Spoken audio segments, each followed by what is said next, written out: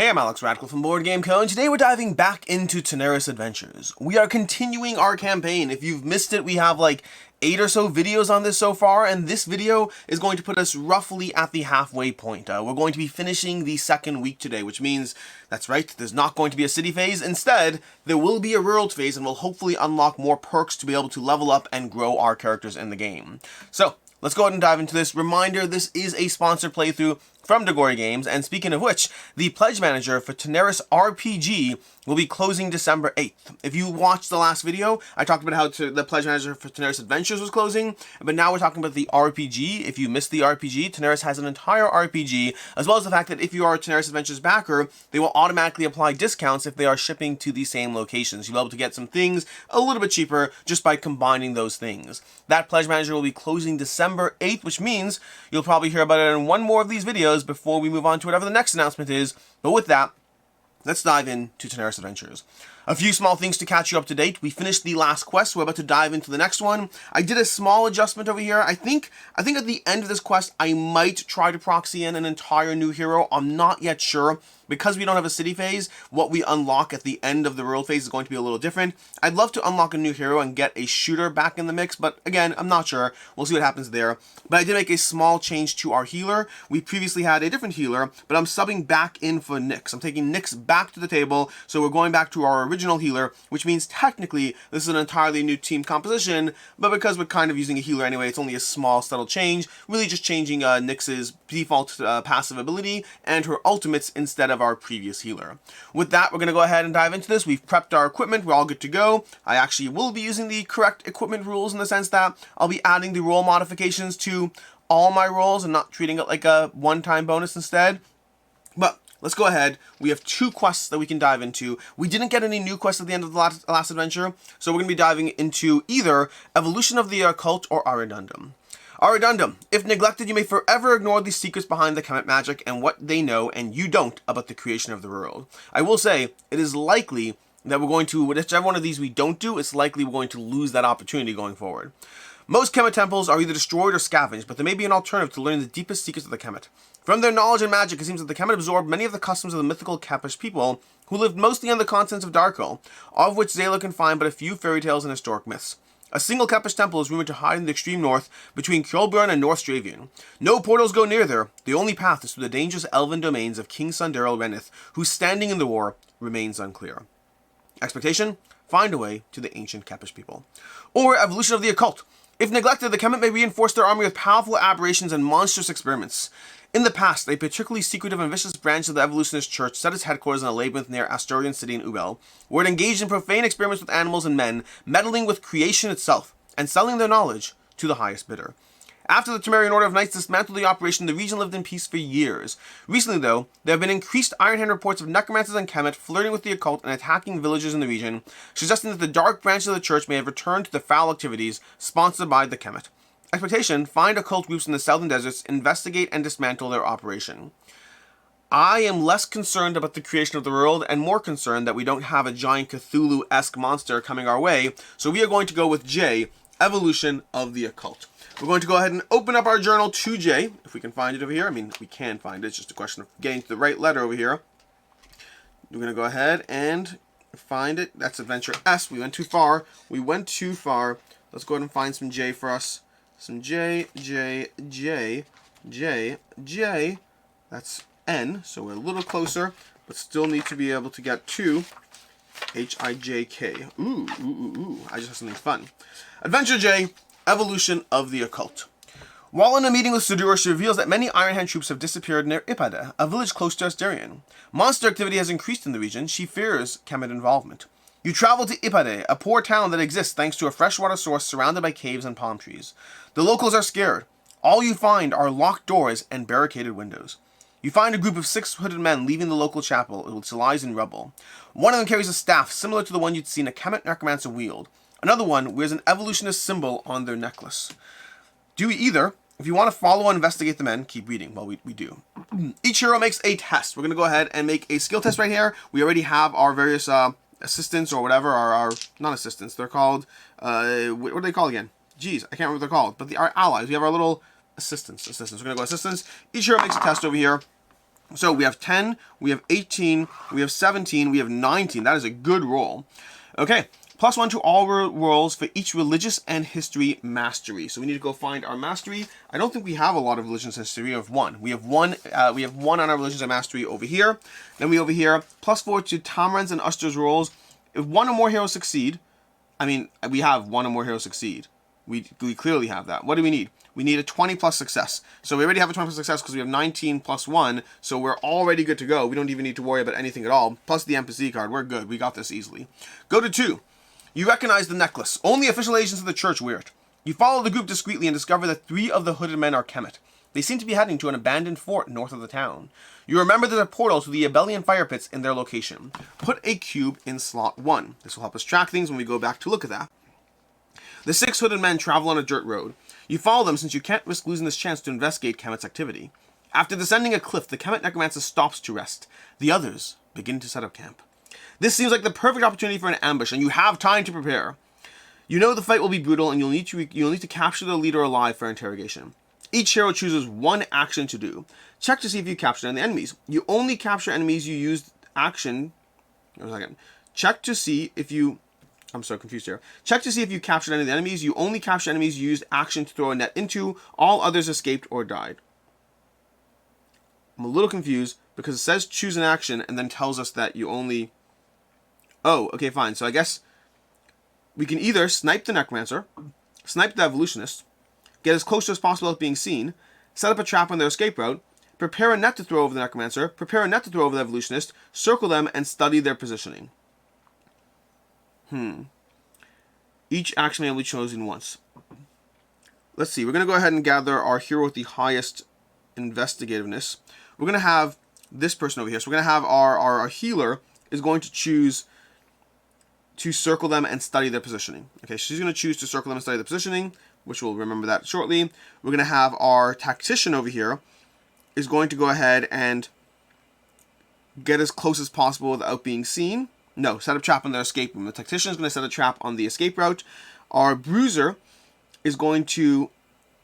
We're supposed to capture the leader. Who's the leader? Oh, we don't know who the leader is.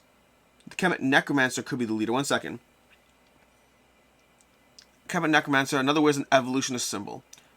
Official agent of the church wear it. I think we want to kill the Necromancer and capture the evolutionist. One of them carries a staff similar to the one you'd seen a Necromancer wear. In other words, an evolutionist symbol on their necklace. The necklace, only official agents of the church wear it. I think that the evolutionist is the leader. So we're going to have... Our bruiser is going to snipe the Necromancer. And our Rurik, the warrior, is going to prepare a net to throw over the evolutionist. Okay, let's see how this plays out for us. Hopefully I made the right choice because I may be killing the leader that I'm supposed to be capturing. Apply 1 consequence for each action you choose and 1 for each action you didn't choose to do it. So, snipe the Necromancer. We chose to do that. If you choose this, the Necromancer dies. Done. We killed it. Snipe the Evolutionist. He cast a curse on one of you. We did not snipe the Evolutionist, so cast a curse on you. Place 2 weaken tokens on a hero. So we need to go ahead and find a weaken token. We're going to go ahead and take one of these over here. 2 weaken tokens on a hero. I don't like that at all because I like my heroes to be strong. Let's go ahead and throw them onto Nyx. Sure. Get as close as possible without being seen. We did not do that. The archers attack you from afar. 2 heroes take 4 damage each. Ooh, we need our hero tokens. We need our hero tokens for these. So, what are we going to do over here? We're going to gather our heroes for the rolls we have. We have 1, we have 2, we have 3, and we have 4. We have not set up their health officially, so we're going to do that right now. So, we have currently 80 health on our tank. So our tank would go to 80, but again, we are doing the thing where we take a 5 HP downside because of the Kemet Hunt level. So we're going to be at 75 on our tank right now. And then let's go ahead and drop. No, we're going to keep his health high. We're going to go to 65 health, plus 5 is 70 on our bruiser. So our bruiser's at an even 70. We're going to have our tactician, who's going to be... Tactician's going to be at 60 health, and we'll drop him down to 50. Oh, we're taking him down all 5, so 70 to 65. Tactician's going to be at 55, which means we're going to put him at 51. He'll take that first ding on their health. And then our healer would be at 55, but 60. So 60 would be at 56. So our healer's at 56. We took our 4 damage each. Set up the trap on their escape route. We did that. You cut their escape route and kill one or more of them. Each hero gains a cube. We're going to gain a cube over here, a mana cube. We're going to take one of these for each of our heroes. It's worth noting, we actually have 2 more on Nyx because of starting the quest with it. 2 more on our Tactician, and I think that's it. Prepare a net to throw over the Necromancer. We did not do that. Prepare a net to throw over the Evolutionist. We capture the Evolutionist, which we'll see what that means shortly. I mean, does it mean anything? We'll see what happens. Circle them inside the positioning. What did we do? We did snipe. We did set up a trap. Did I do it right? Snipe, set up a trap, capture Evolutionist, circle them inside the position. With better positioning and tactics, you cause the fight to be a quick win. Okay, so we cause the fight to be a quick win, whatever that means. Well, the downside would be a negative thing. If you captured only the Evolutionist, which we did, go to 8. The Necromancer was killed in action, but you've managed to restrain and interrogate the Evolutionist. He tells you that he works for a research division of the church that is experimenting with the hybridization of monsters. He'd received orders to make sure no one approached the chapel as it burned, and then to escort the Kemet to an abandoned fort in the north. With this information, you deliver the prisoners to an Iron Hand outpost and return to the town's chapel. The church working with the Kemet is terrible news. You head to iPad's church. Investigating the debris, you find burnt corpses of human-monster hybrids, including that of a man-basilisk. One of the bodies is that of a Kemet. It holds a red gem that feels hot to the touch. As if pulled by mystical magnetism, the gem keeps pointing south. You decide not to resist the pull and see where it takes you. Before you leave the chapel, you see a group of clergymen and 10 guards outside walking away. They can't see you. One of the clerics wonders how this mess would affect their deal with the Kemet. Interesting. Do we follow the clerics until it's safe to ambush them? Perhaps you can force them to reveal where these bizarre experiments are being conducted? Or do we keep following the fire gem? It was in the hand of a Kemet and they are the greater priority now. I think we're going to go with A. Ooh, it's so hard. This is the part where I feel like we're branching into a quest choice, and I like that, but I kind of want to know what I'm branching into. I think we're going to go ahead and follow the clerics. Let's go to 11. The group seem well protected and alert, so you need to lower their guard before you can ambush them. Otherwise, the fight may be costly. On the other hand, the longer you let them travel, the higher the risk that they'll reach their destination or a place that's no longer safe for you to attack. Put the torch on 2. So we're going to grab this as the representative torch over here. So we're going to put it down on 2. We'll worry about exactly what it's supposed to be doing later. And then, if you have a cube in slot 3, put the torch on 6 instead. The clerics are warier after seeing strangers in town. Ooh, so the higher the torch is, the worse. That's interesting. Do we keep following the clergymen? Or do we attack? Step 1, choose one. I'm so confused how this works. Okay. Do we keep following the clergymen? Go to step 2. Gotcha. We'll keep following the clergymen for right now. Step 2, roll a d20. We're going to go ahead and roll a d20. We got a 13. If you rolled a 17 plus, you found an excellent opportunity to ambush. If you rolled a 1 or 2, you risked for too long. If you didn't roll high enough or low enough, go back to step 1 and choose A or B again. Interesting. So every time you risked for too long, okay. So every time we... Interesting. If this is the second time in step 2, a 1, 2, or 3, 4. Oh, interesting. Every time we do this, every time we choose to do this, we're going to be rolling a d20. The first time, you always need a 17 plus to win. But the first time, a 1 or 2 is a loss. The second time, a 1, 2, or 3 or 4 is a loss. For each additional time, increase the numbers by 2. So it's going to get higher and higher. We're going to go ahead and try this again. We're going to try to, again, continue to follow them. So they just get more and more wary. We have a 7. That's still safe, but not good. But now a 1, 2, 3, 4, 5, or 6 will cost us. I think we're going to try it again. We got an 11. Now a 1, 2, 3, 4, 5, 6, 7, or 8 will cost us, and we still need a 17 plus. Ooh, this is a fun little game. Up to 8 will cost us. We're going to do it again. We're going to do it again. We got a 17. We did it. If you rolled a 17 plus, you found an excellent opportunity to ambush them. Put a cube in slot 5. It was worth the risk. And go to 14. That is a fun little push your luck game. You must fight the clerics and their guards. They have 10 guards. If you have a cube in slot 2, we don't. We have a cube in slot 1. Did I put a cube in slot 1 earlier or a cube in slot 2? Let me just make sure. Each hero gains 1. Or slot 1. Slot 1 will be later. Okay. If you have a cube in slot 5, your ambush gives you the upper hand. The first hero to roll is blessed. Roll twice and pick the best result. Then each hero makes the first hero to roll. Then each hero makes a test, d20. So who needs the combat test the most? I guess arguably he does. I guess. So we're going to roll twice on orange. Okay, so we're going to roll twice on orange, choose the best result, a 4 or a 5. That was wonderful. I'm so glad we risked everything for that. That was beautiful. Okay, we'll roll these now. And we have Wow, this is bad. Wow, this combat's going to be brutal. Whoa. Whoa. It's going to be so badly brutal. A 12 is a success. +1 to all rolls for each religion and history. So each roll goes up by 1. That's good. +2 to rolls of heroes whose passive powers deal damage. Okay, so we have... So +3 to... So let's go ahead and manipulate these. So this goes to 11. Okay, so 11 over here. This goes to 4 over here because we get the +1 for each of these. This gets +3, so it's +2. So +3 total. So this goes to 8. Okay, it's going to be brutally bad. This goes from 3 to 6. This is possibly the worst roll we've done ever. +4 successes, you manage to swiftly kill all enemies. Oh, we also get to do the NPC as well. That's what it's called NPC. So, because we're doing the NPC, we have no one getting above 13. No one. Oh, wait, no, it's D20 plus hero cards. So we do add the hero cards. Let's do that. So this is going to go to 7 over here, just for easy tracking. Nothing for the NPC. This is going to go to 8. Okay. And so we got a full total of 8 over here, doing wonderful. No, 10. We got 10. Not that it matters, because we need a 12 plus success. And this is going to go to 16. Okay, so 16, we got 1 success. If we have 4 successes, 3 successes, 2 successes, 1 success, you barely managed to defeat them. It was a long and hard battle. Each hero takes 8 damage.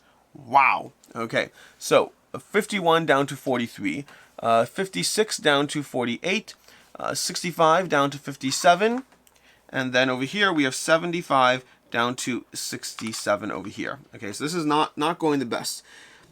It receives a weaken token and gains a cube. So we got a cube at least. We got a mana cube. At least we walk into in this battle with a whole lot of mana. But we get a weaken token on every single hero because this battle was brutally hard. This is not inspiring, I'll tell you that much. We're walking into this with a whole lot of question marks. Go to 24. Ooh. I just want to show you here. It's not going to be a spoiler per se, but like if you want to skip it, just blink. But this is something we're not doing, unfortunately, or it looks like we're not doing. We have this, whatever that is. Looks like a maze. I'm intrigued and I'm sad, and I was hoping I'd be able to do it, but it does not look like I will be. That could have been the other option.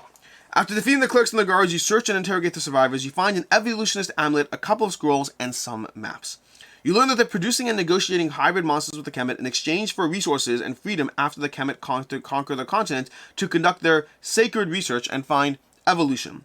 You head to the place where that's being done, knowing how to use the amulet to open the stone gates. Put a cube in slot 3. Okay? If you don't have it already. Go to 19. 19 might result something. You get to the stone door of the Labyrinth building. We're going backwards now. If you have a cube in slot 3, we do, you have an iPad Evolutionist necklace that perfectly fits into the carving on the door. It opens and reveals the labyrinth ahead. Some of its traps are visibly disarmed by the necklace's influences. Go to 20.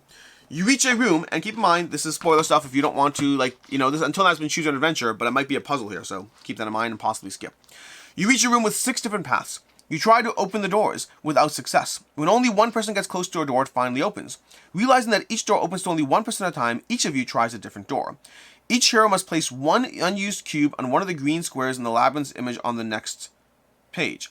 You must find your way to the labyrinth's inner chambers. Choose the order. One hero at a time must move the cube through the path to a square linked to it. Make an ability test of the kind indicated on your new square. If the result is equal or higher, the local traps are avoided. If the results are lower, you take 3 damage and you still move into that square. Okay. The test ends when all heroes reach the stairs at the end of the pass. Whoa. This is fun. So let's go ahead and find our heroes. One of the first tests over here is going to be eyesight. Let's see who has high eyesight. We're going to go ahead and throw your cube. The green cube over here is going to go down over here. Okay. This is slightly annoying. I have to go ahead and actually move it like this so it can be balanced instead of just off the board.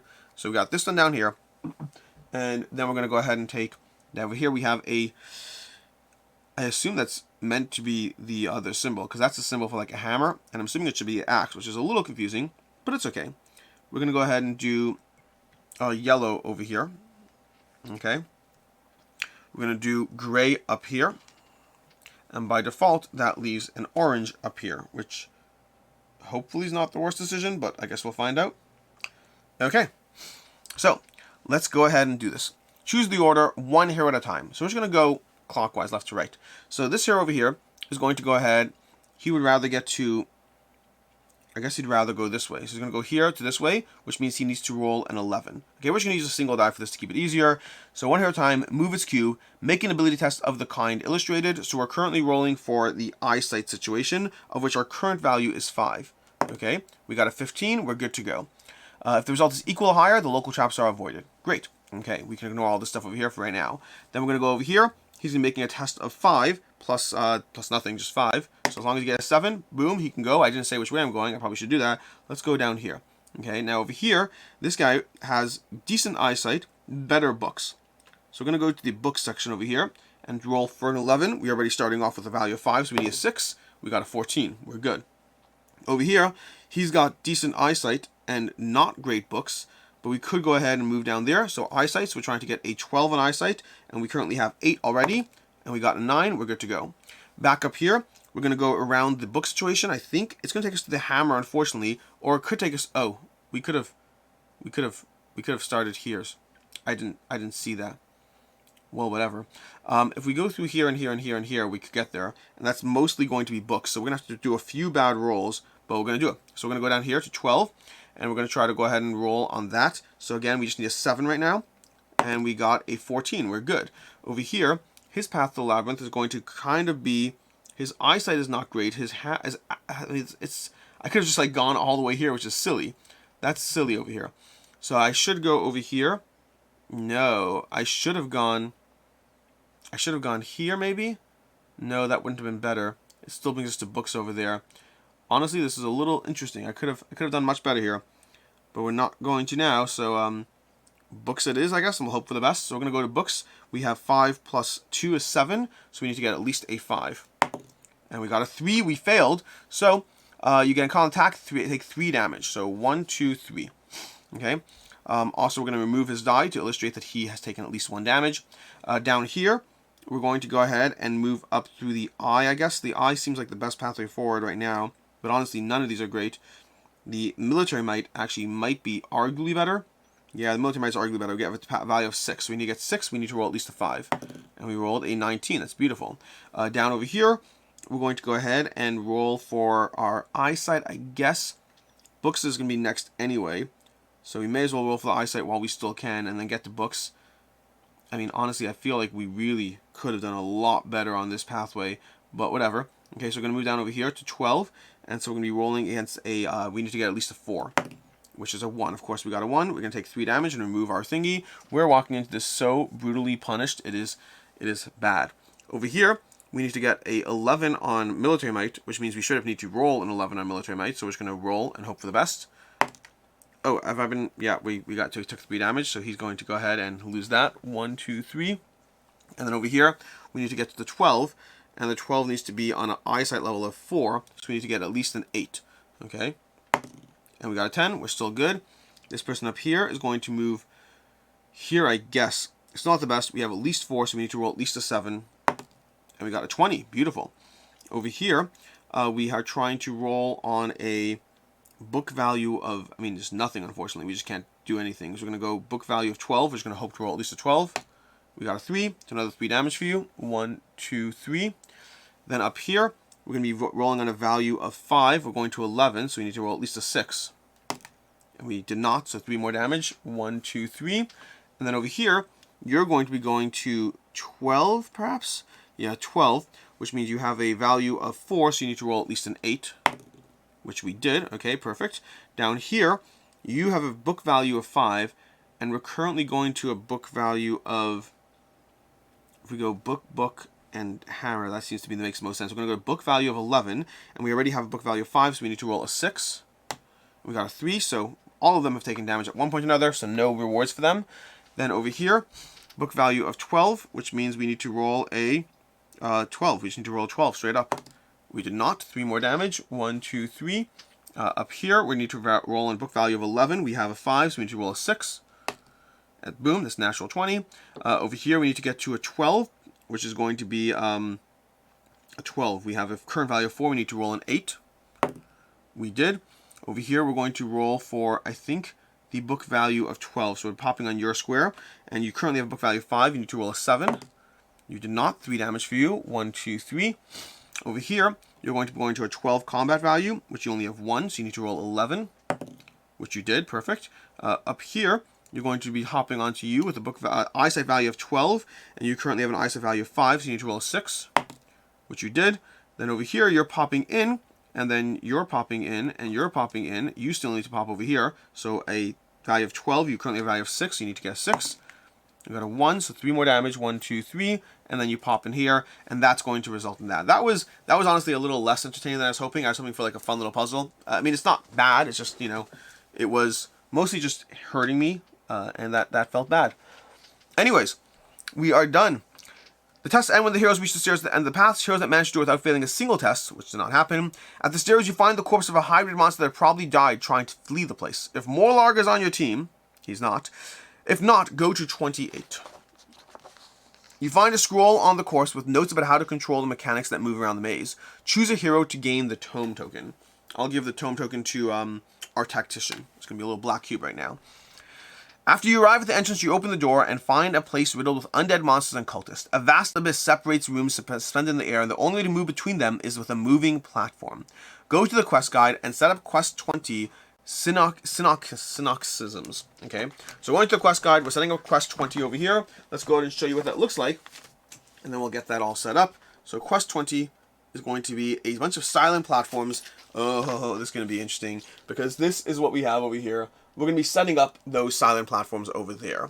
And with that, let's go ahead and start this off. Now, this quest is going to have a lot of moving platforms. That's going to be the core idea of what's happening here. We have 6 platforms over here. Anything in between is the abyss. We cannot get across the abyss. These barricades over here, they're not bridges. Instead, we need these moving platforms to be able to help us move around the bridge, and the hero with the tome controls that.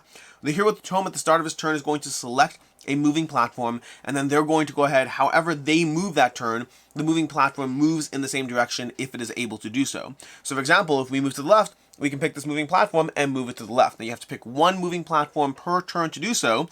Past that, once heroes are on moving platform, they can pay a health point to be able to move that moving platform 1 square over. So you can pay your own health to do that as well. Speaking of which, the hero with the tome can choose to pay 2 health points to not have the moving platform move with them. So they have that option as well to slightly control how things go.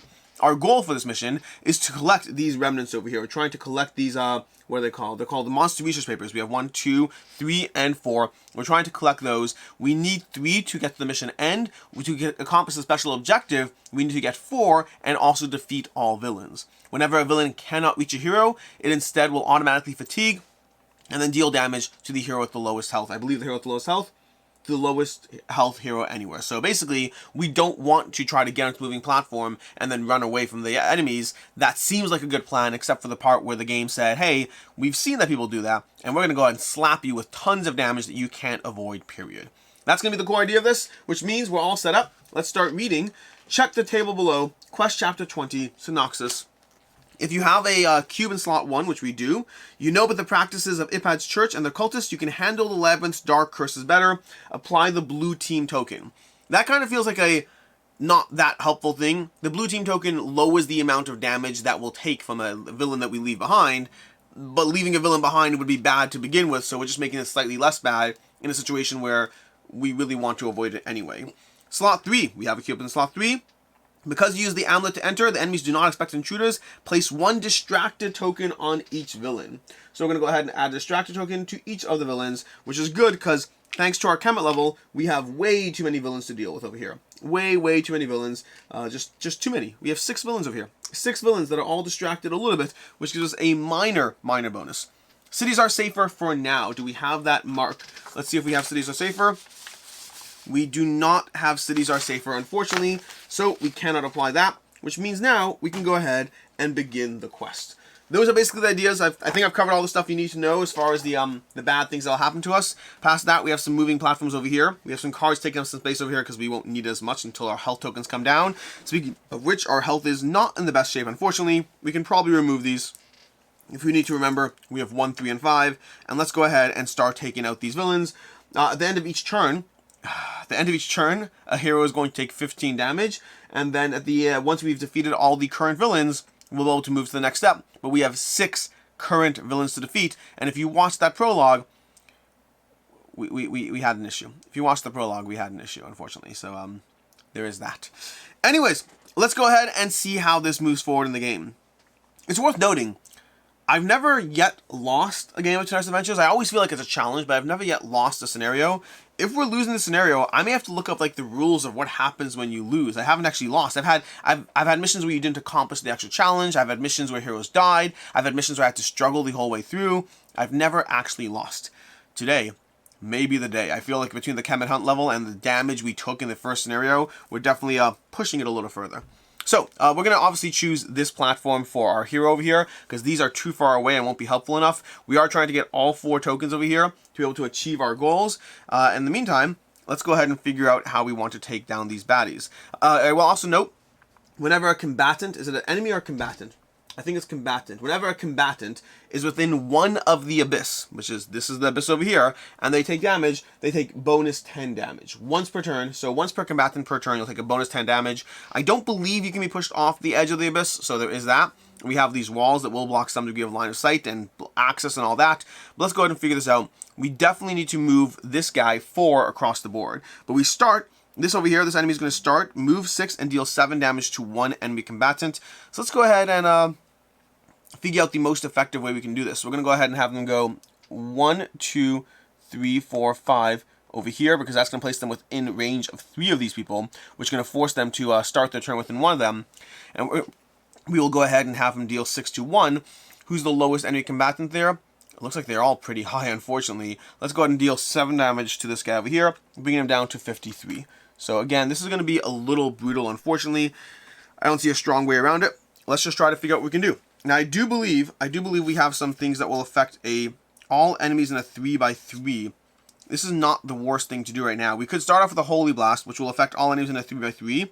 The enemies in question, although we could try to push some of them first. Let's see if we can push some of them first. So if we do push them first, we can also use his ultimate off the beginning. Up to 3 enemies, you move up to 5 squares, move 3 of the target, then blast 7. That's interesting. I might choose to move him slightly differently. Blast 7. That could be useful. It's once per turn. Interesting. I want to move all the targets. How many targets can I move? Move 4 the target. I want to move all the targets to within the... once per combatant per turn. I might be able to do a lot of damage if I can just shift them all a tiny drop. But the question is, do I have anything that will move people a tiny drop? Move to an enemy. You swap places with the combatant within 5 of the target. Move to an enemy within 5 of you. Let's see. Give me a second to try to figure this out, because I'm trying to figure out how much optimal damage I can do. You swap places with the combatant within 5 of you. Move to an enemy in 5 of you. Okay. That could work-ish. No, there's no way to do this first. Let's see. So we can move to an enemy and move to an ally. And if we target someone like them, the hero with the most HP, that could work. We're gonna just try to do as much as we possibly can. Honestly, there are definitely ways to do this better than we can, but I don't have those answers exactly, so we're gonna just try to do as good as we can. No, we could. We should be trying to maximize our impact as fast as possible. Okay, we're going to do the following over here. Run 7 to a target and move a 2. Let's do this. We're going to do this over here. We're going to go ahead and we're going to move this guy like so. We're going to pay 2 of these, run to a target, and deal 7 damage and move a 2. So we're going to go ahead and run over here, and we're going to shove you. Is 2 enough for this guy? I don't know if it is. We'll move over here and move this guy 1, 2 like so. Okay, so we're shoving him over there like that. That's going to deal 7 damage to him. He's going to drop from 55 down to 48. Okay, that's number 1. We're doing this on an ally's turn, which means he can't be the first turn. We are going to go ahead and move to a target you move to. I'm going to go ahead on an ally's turn. I'm going to flip this. Move to a target you move to. So I'm going to move this guy over here. Let's say we'll shove you. Oh, it's not enough. We'll shove you over here. Okay, like so. And then you move 2. So we're going to pop over here. There we go, like so. Then, oh, could I have done even more than that? Move a 2. 1, 2. I don't know if I could have. Could have done more than that. I don't know if I'll be able to do as much as I want, but we'll do everything we can. So we push that guy 2. Okay. We could go ahead and let's see what green can do. Green can do a blast in the 3x3 area, which is helpful-ish, but I think we're going to be focusing on yellow going. So yellow's going to go over here. Move to an enemy within 5 of you. That's doable. Swap places of the combatant within 5 of the target. So in order to do that, I need to be able to go ahead, move to an ally, you move to. His movement pacing is 7. I want to do so much. Swapping places with the combatant could be helpful if I go there. Okay. 1, 2, 3, 4, 5. I could do that like so. Okay. So here's what we're going to do with this guy. We're going to have this guy go 1, 2, 3, 4, not taking any damage from any of them. We're going to move to an enemy within 5 of you. Push this guy, like so. Okay. That guy's going to go there. And then we're going to be able to swap places of the target at the end of our turn. So we're going to target a person. Who should we target? We're going to go ahead and target... Well, the blue guy's going to target the furthest ally. So we have to be mindful of how and who we target. Versus, if we target the orange person, he'll target the person with the lowest HP, which is actually orange. So if we target the person with the lowest HP, that would cause him to move a little bit. The other orange guy is this one over here, and he would target the person with the lowest HP, which is also a problem. So I could have moved this guy one more, which is tricky-ish. I don't know if I want to do that. We're just going to target this guy over here. So we're going to target this guy who's going to target the person with the highest HP, which is him, but we're fine with that. So we're going to target this guy. We're going to go ahead and roll. So we're going to be rolling against a defense of 8. Okay, so rolling against a defense of 8, we're this person over here, and we got a 19, which is pretty awesome, unfortunately. So we're going to go ahead and get a 19. We are going to be going ahead and applying our weapon, which is +1 to the roll. Forfeit X movement points, which we're not doing over there. And we are going to go ahead and deal 11 damage to this red guy here. So 11 damage to red, which brings us from 5, and he's on the edge, by the way, so it's going to be 21 damage. So he's going to drop from 75 down to 54. So 54 over here. We could use our axe. We're not going to do so. And that's going to, then we're going to swap places with the combatant within 5 of the target. So we're going to go ahead and swap places with, let's say, this guy. Okay, why this guy? Don't know in particular, but we're going to try that guy. Okay. That's going to be that. And I think 1, 2, 3, I think that kind of works for what we're trying to do here. It's not necessarily the absolute best setup, but it's a good enough setup. So that's Dimensional Blow. Dimensional Blow is done. We've done that. We didn't resolve our trigger. We do have to move that up. We have to reduce the damage by 3 because of that. So I'm going to move you back up 1, 2, 3, which is fine. Now the villains are distracted, which is going to lower their roll as far as they're hitting back. So that's helpful-ish, but you know, only so much you can do here. We have to remember this. We moved this guy over here. He moved twice. So we could have moved. How far do we move? Run to the villain. We were over here. The villain started over there. So we could have gone 1, 2, 3, 4. Like so, which I think is worth it. Because that would move this 1, 2, 3, 4. Okay. Which is good. It's good. It's not necessarily the absolute best. But it is very good. Speaking of which, it is now the enemy's turn. I think that's interesting. Pull 4 HP. Yeah, I think we can do this. Okay. Pay 4 HP, pull 6. A target, it takes 10 damage. I want to do a drop more, but I don't know if I can. Okay, so here's what we're going to do over here. He is next to an abyss, so any damage we do to him is helpful.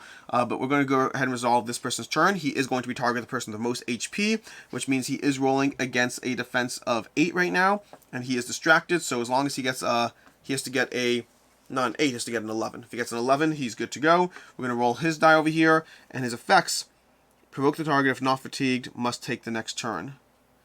Oh, that's slightly annoying. No other heroes than one of the target. Each hero gains 1 and takes 7 damage. Oh, interesting. Isolation. I don't know how I feel about that. Can I do anything else before he gets to his turn? So right now, can I move any of my people? A villain takes 7 damage. If even, and a hero pays, none of these are going to help moving on their turn. Anyone else I can do on anyone else's turn? Heal 4, it's hastened. Move 2. I could have done this. No, I already did one on his turn. Okay, I think we're good. So we're going to go ahead and roll. I'm just hoping we roll less than an 11 because that's what we need over here. And we got a 5, which means it's going to do residual damage of 10 against him. Enemy starter's turn, you are shielded 4. So we're going to take 6 damage, which is great. That's actually a 2, by the way, technically speaking. But we got a 6, so we get 6 damage against him. He will go ahead, plus 10 HP, you are shielded 7. After the attack resolves, move to all enemies. Oh, that is interesting. I should have used my sun barrier. I didn't think of that. Move to all enemies. I don't think it's good enough for right now. I don't think that's really useful. We'll save that for later. It's going to be useful later. But anyways, we're going to go ahead and shielded 4. So I take 6 damage. We're going to drop down from 64 down to 58. Okay. So we're still with the most health, which is important for targeting. And now he's done over here. So we're done over here. We activated him. We've activated him. All things are good-ish. Now, I will have to, in some way, deal with not moving the platform further. Oh, I could do that. That makes sense. Okay, we got this. We got this. We want to get some more enemies in place before I blast 7, because that's going to be really helpful. So, how do I do that? We want to potentially... Nyx over here is going to be a target. We want to move that person within. We could move to an enemy, which is good. And I could move the target 3, then blast 7. 1, 2, 3. Ah, that's tricky. That is tricky. Pull an enemy 6. We could do that.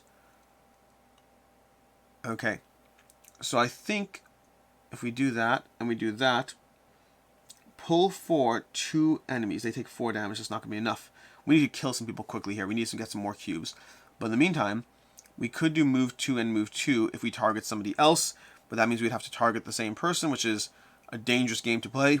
But we could do that game. So I think what we're going to do is we're going to go ahead and have... If we move to an ally and to an enemy... Oh, that could work, I guess. That could work on its own. So if we do the following... We only need to move this guy.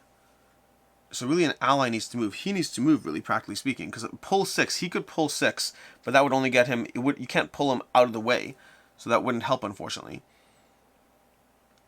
Unless we did that, that could work. On an ally's turn, pull 6. I wonder if that could work. But the exact positioning wouldn't. So we could do the following. Here's what we're going to do. I think this is legal. I think. Okay. What we're going to go ahead and do... No, pull 6. Let me look at this in a pull. Pull is a big terminology question right now. The question is whether I can manipulate pull to a degree to help myself. Pull, see, flee. Pull. Move something in your direction. At most X squares, each square moved must decrease the distance between the combatant. When this is no longer possible, the effect ends. Each square moved must decrease the distance between the combatant and its described destination. 1, 2, 3, 4, 5, 6. It's doable. It's doable with a little bit of manipulation. So here's what we're going to do. Okay? What we're going to do is the following. We're going to have Nyx go, and allies within 3 of you on the first hit of your turn. That's doable. So what we're going to do is we're going to have Nyx go, and Nyx is going to go 1, 2, 1, 3. But then she has to target the blue person, who's going to target the furthest hero, which is fine. I can work with that. I can work with them targeting the furthest hero. Blast 8 within 1 of the target. Okay, that's actually not bad. Because then I can do that, and you can go 1, 2, 3, which works. Okay, so she's going to go over here, and she's going to target this guy. Okay, that's what's going to happen right now, and it works. It works. It's a little convoluted, but I think this works. 1, 2, 3, 4, 5, 6. Yeah. Okay, so here's what we're going to do. So, we are going to go ahead and target this person over here. We're going to look at our skills over here. Oh, we're not using our... Oh, that's annoying. We're not using our ability to hit the entire grid, which is part of why we want to do it. No, I think we have to not do this. I think we have to not. Because she definitely wants to hit the entire grid. So she's going to go back. She's going to ignore that. Ignore what she said a second ago. She's going to go back there. And I think we do have to have, can we have this guy go? You move 3, you move 4, then pull 4 the target. 1, 2, 3, 4. Oh, that works. You move 4, then pull 4. Heal 2, enemies take 3 damage. Permanent, you are protected. I think that's a big deal. Epic Shield, you are protected once per turn, or you're shielded once per turn. But I want the permanent one. I'm going to put up Epic Shield so that we're protected once per turn, because I think that just makes sense right now.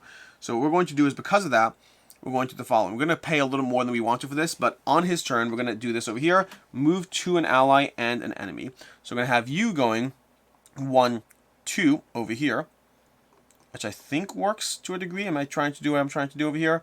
I guess so, it does. I don't think it's better. I don't think it's any better than it gets right now. And then we're going to have 1, 2, 3, move to an ally. So we want to move you 1, 2 over here, and that will pull him there. Okay, and then on his turn, he's going to spend 1 to be able to pull 6 an enemy. He's going to go 1, 2, 3, 4, 5. It doesn't matter where it goes as far as that, because we're going to have him walk in there and hurt him. Although, move through the target, then blast 7. We're going to go ahead and have you go here. Oh, we can't go all the way there. That's unfortunate. Okay, cool. So we got that. Good enough. Good enough. Then we're going to go ahead and attack this guy who's already activated. So he's not going to attack, which feels like a bit like a waste because we might have some enemies hurting us in ways that we don't want. But hopefully we can take out enough of these that it works for us.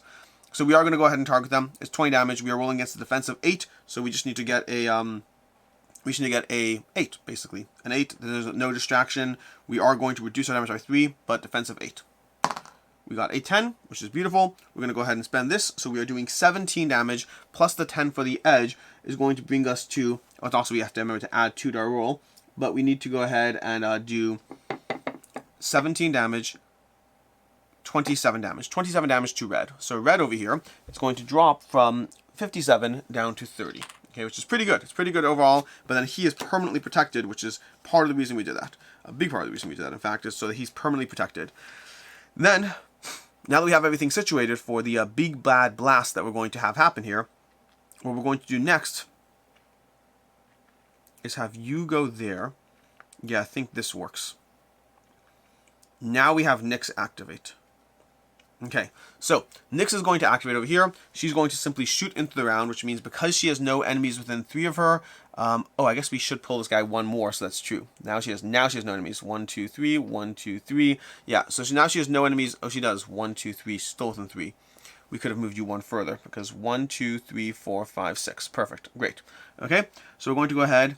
1, 2, 3. Yeah, now she has no enemies within 3 of her, so she is able to go ahead and attack. Does she have an ally within 3 of her? She doesn't, unfortunately. That's a price we're willing to pay for this attack.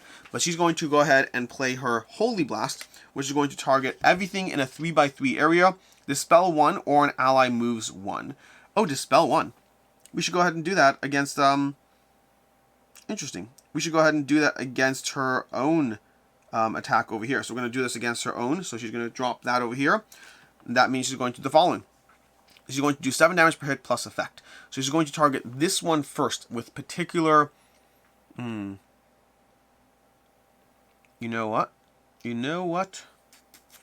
I'm realizing we're just going to take the... We're going to take the hit. We're going to leave this guy over here because we needed that hole open for a reason. So we're going to go ahead and have this one go ahead and go. So she's going to go ahead and...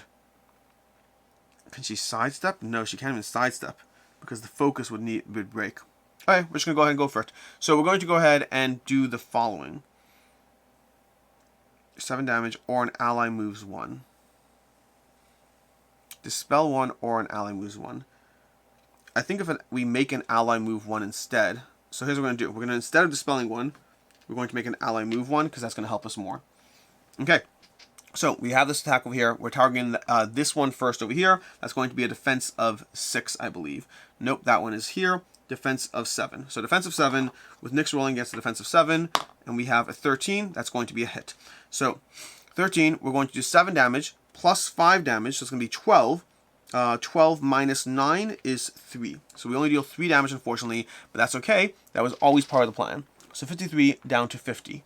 We are then going to go ahead and roll against this one over here. That's going to be a defense of 6. We got 13 again, so 7 damage per hit plus effect. Oh my gosh, this is going to be pretty good. Okay, 7 damage against this person over here is going to be 7. He is green, 65 to 57. 65 to 58. Okay, then we're going to deal this one over here. And that's going to be a defense of... There's so many enemies. Defense of 7. We got an 8. Perfect. We're going to go ahead and deal 7 damage to that one as well. So 7 damage to the other blue, which is the hexagonal blue. So 50 down to 43. Then the fun ones, because we're going to deal these 3, who are all against the edge, so get plus 7. Against this guy first, a defense of 6. We got a 9. That's going to be 17 damage against him. 17 damage against 48 brings us to 31, which is over here. We're going to target this one, the red, defense of 8. And we got a 20. So we get 7 plus 5 is 12. 22 against this guy, bringing him down to 8. Okay, so that's pretty awesome. And then lastly, this one, which is a defense of 7. And we got a 17. That's going to be 17 damage against this one, which brings us from 70 down to 53. So overall, we did a lot of damage. Now let's take a look at our weapon. We could heal 11 an ally and flip that. We also had plus $2 to all our rolls. We could heal 11 an ally. Let's go ahead and remember to do this. Let's go ahead and do this here. Why not? We'll heal 11 this guy over here, which is going to bring his 58 up to 69. And then we're also going to go ahead and deal a hero heals 3 per enemy in this attack hits, so 18. A hero heals 18. Let's go ahead and bring you, the tactician, from 37 plus 18 is 47, 55. 55, you're back in the game. That was a pretty powerful attack, all things considered, and we did a whole lot of damage against it, which is awesome. But we need to react now. So the first enemy we targeted is this one, so he's going to react. He's going to go for the furthest hero, which means he can go ahead and go against here. So we're going to move them over here. He's going to hit that guy, and because of that, that means he's going to be rolling. He's going to do blast 1. No other villain is within 1 of the target. Oh, that's a problem. That's a slight problem. No other villain is within 1 of the target. Oh well, I guess we'll hope we'll miss. Can we negate a passive effect? There's a way for us to negate a passive effect. I just need to find it.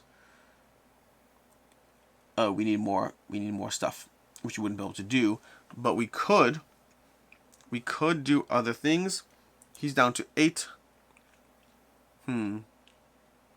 Let's see. Let's find this out. Alright, so we're going to go ahead and run to another hero, the closest one to this one. 1, 2, 3. I think it's still going to be a problem. Let's just hope he misses. So he's rolling against a defense of 7 right now. Defense of 7. He's going to be rolling the white die, and he rolls a 1. Beautiful. I couldn't have asked for a better result. We're going to go ahead and deal... He's this one over here. He's doing 8 residual damage to this guy. He started with the one with him, so if an ally is a hit, it's protected 4. So that's going to reduce the damage. Protected 4. Let me just double check what protected is. Protected is plus 3 to defense, so it doesn't actually affect the end result with residual damage. So he's still doing 8, and that means 8 against him, who just went up a bit, so from 55 down to 47. So all things overall still good. That means that one's now activated, so we can deal with another activated enemy. He also had -3 as well. He had like -6 to a 1, so he had like -5 as his roll, which is pretty baller. With that, we're going to go ahead and react now. We've also activated, keep in mind, we've activated Nyx over here. We have activated him, which means the last one to activate is the Tactician, who, Tactician needs to go ahead and figure out how he's doing this. Oh, interesting. So, the Tactician, oh, and this board, unfortunately, I think would be there. So I think the only way to avoid that, is to sidestep. Because I don't want to take any damage, what's it called. So we're going to go ahead and sidestep, and by sidestepping, we'll move here, which will move this here, which will bring it back into play so we can actually deal with that. But then we're going to go ahead and target this person. We're going to be using our blast over there. So you may move it to 5 squares. You can strike each target twice. You can move it to 5 squares. I don't want to do that right now. Okay.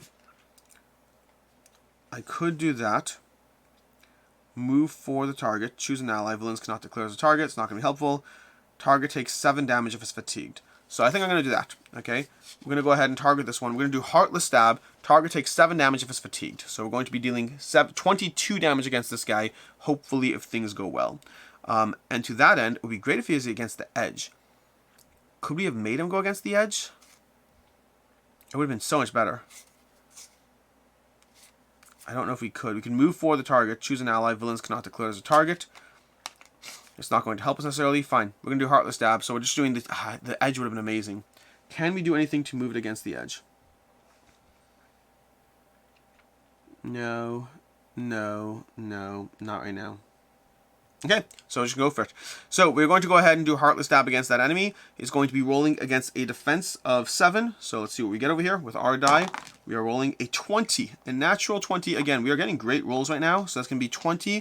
So that's going to be 5 plus 15 is 20. Plus 7 is 27 against this guy. So 57, 27 brings him down to 23, which is where our cards are starting to be in the way. We'll move this a bit off the way.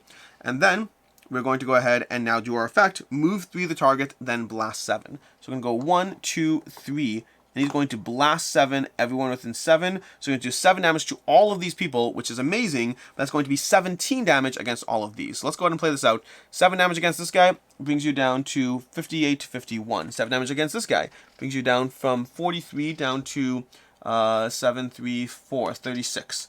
Okay, 7 damage against this, 17 damage against this guy brings you from... Did I move the wrong one?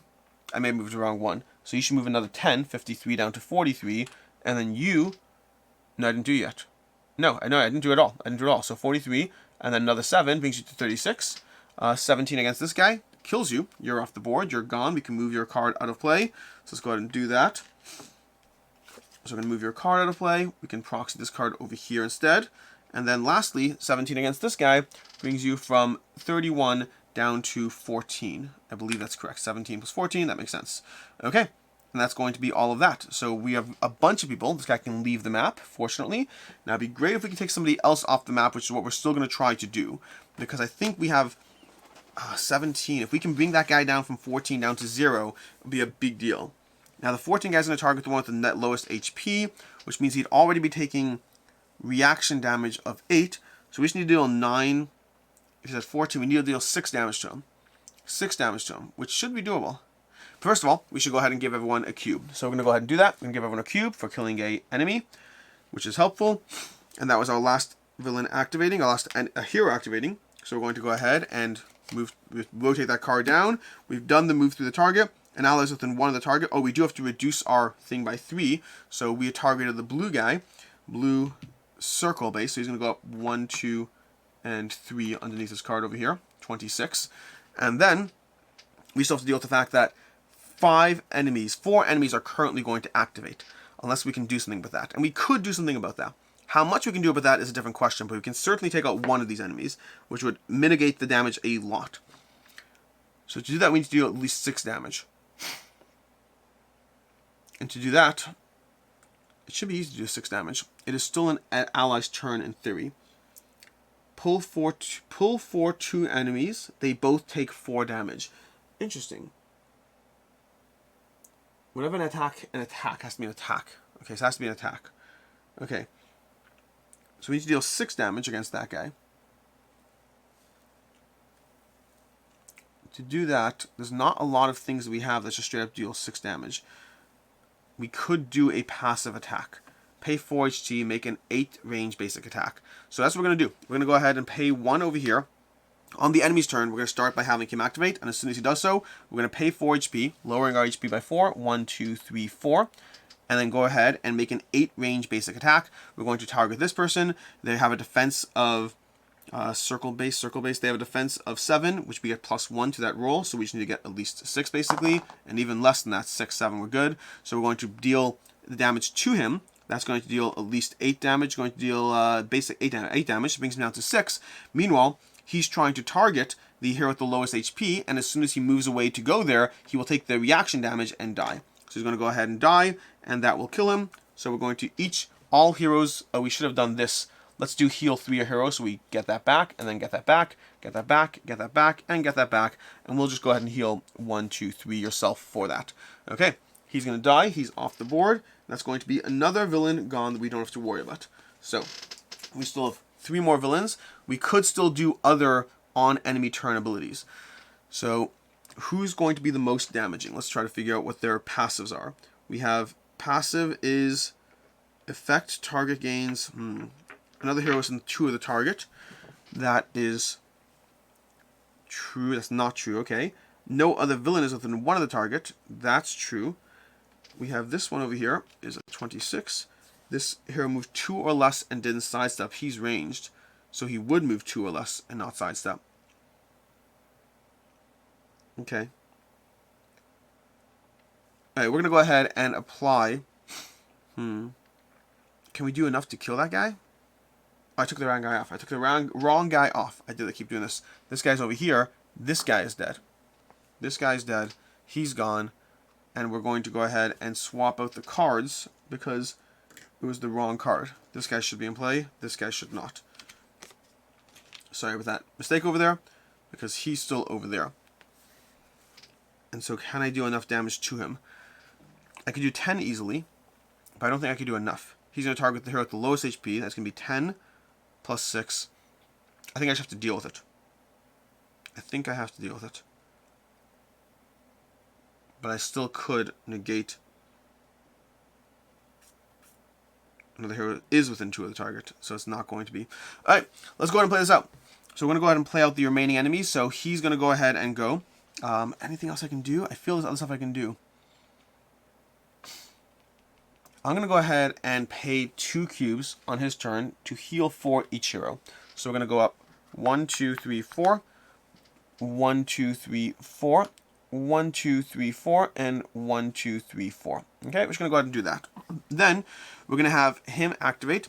He's going to go ahead and go for the hero with the lowest HP, which is him. So it's going to be 1, 2, 3, 4, being able to target him. So he's going to do that. Because he moved out of range of this guy, he'll take the 8 reaction damage. It's not an attack, so he won't benefit from the boost over there, 36 down to 28.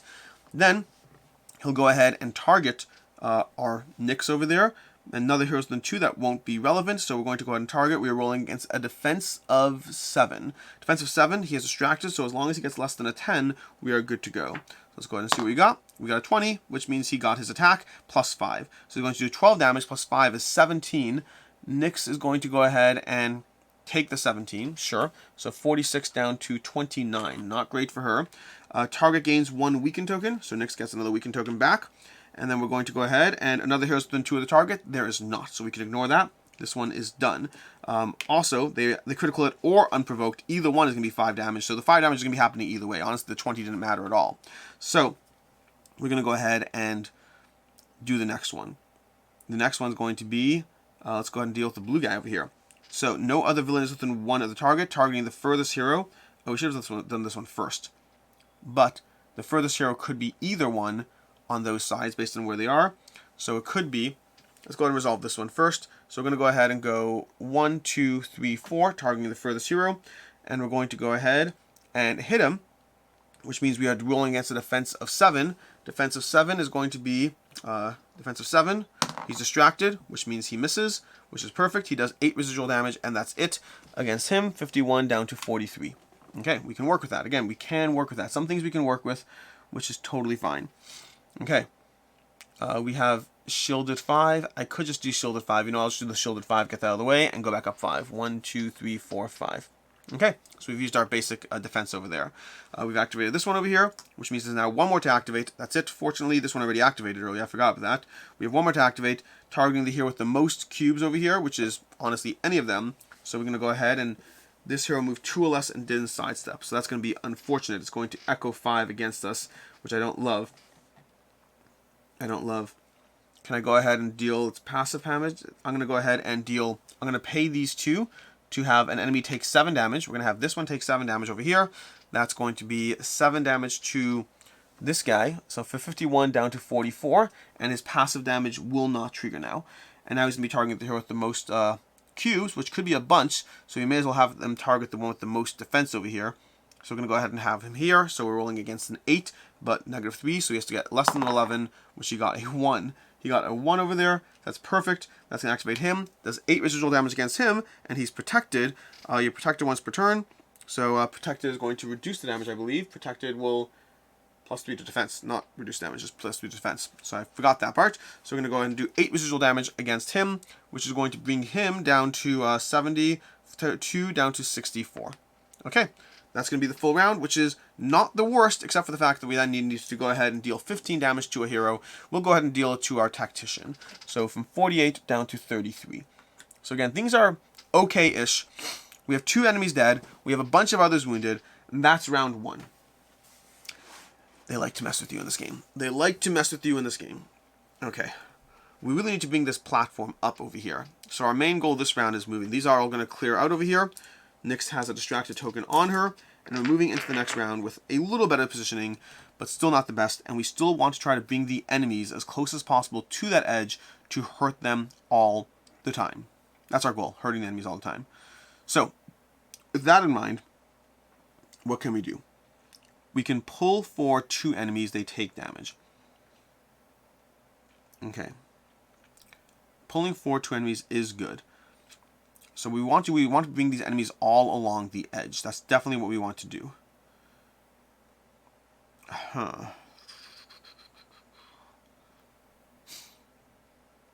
Okay. Sorry as I pause and ponder this. If we pull them, we can sidestep 1. So let's go ahead and do... Oh, it has to be on his turn first. He'll target him.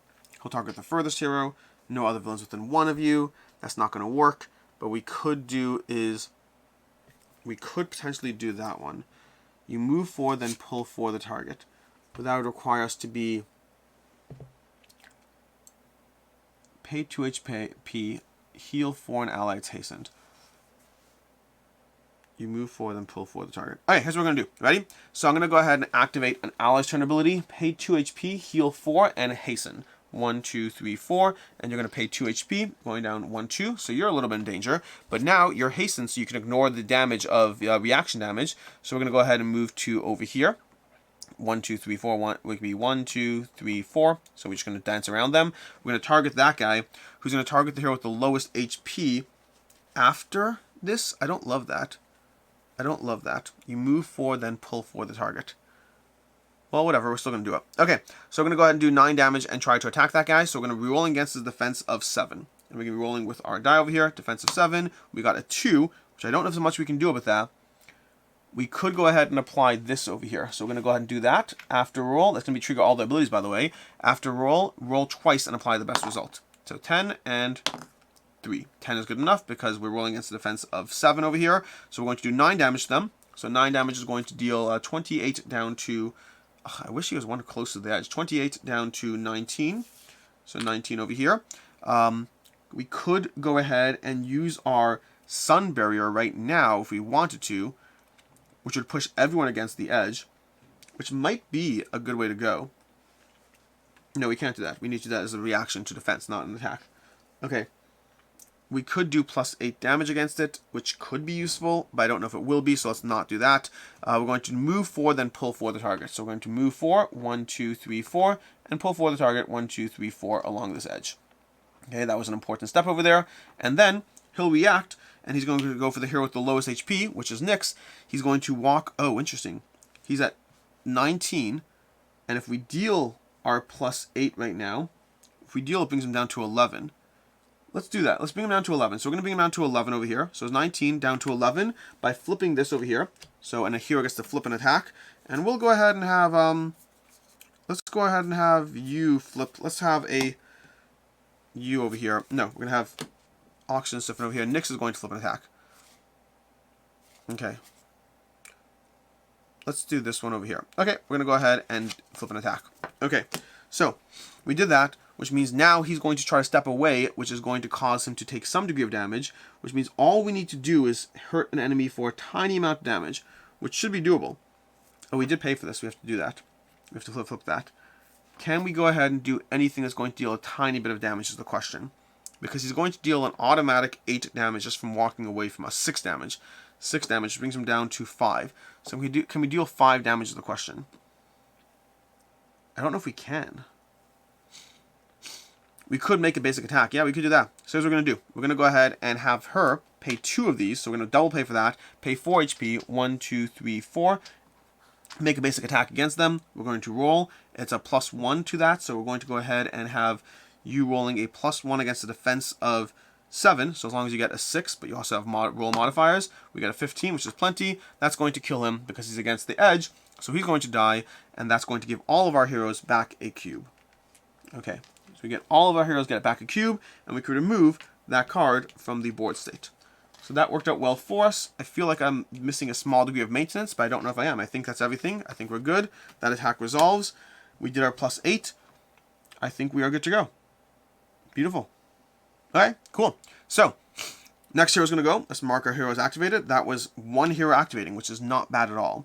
But before we do that, we're going to start with the next hero. So what we're going to do is we're going to go ahead and have him activate a pull effect. So he's going to go ahead and pay 2 of these over here. Pull for 2 enemies. They take 4 damage. So we're going to pull this guy over here and this guy over here, like so, which is going to line them up nicely for an against the edge attack, which is very helpful. They're both going to take 4 damage, so we're going to drop this guy from 1, 2, 3, 4 there, and then the other circle guy from 26 down to 22.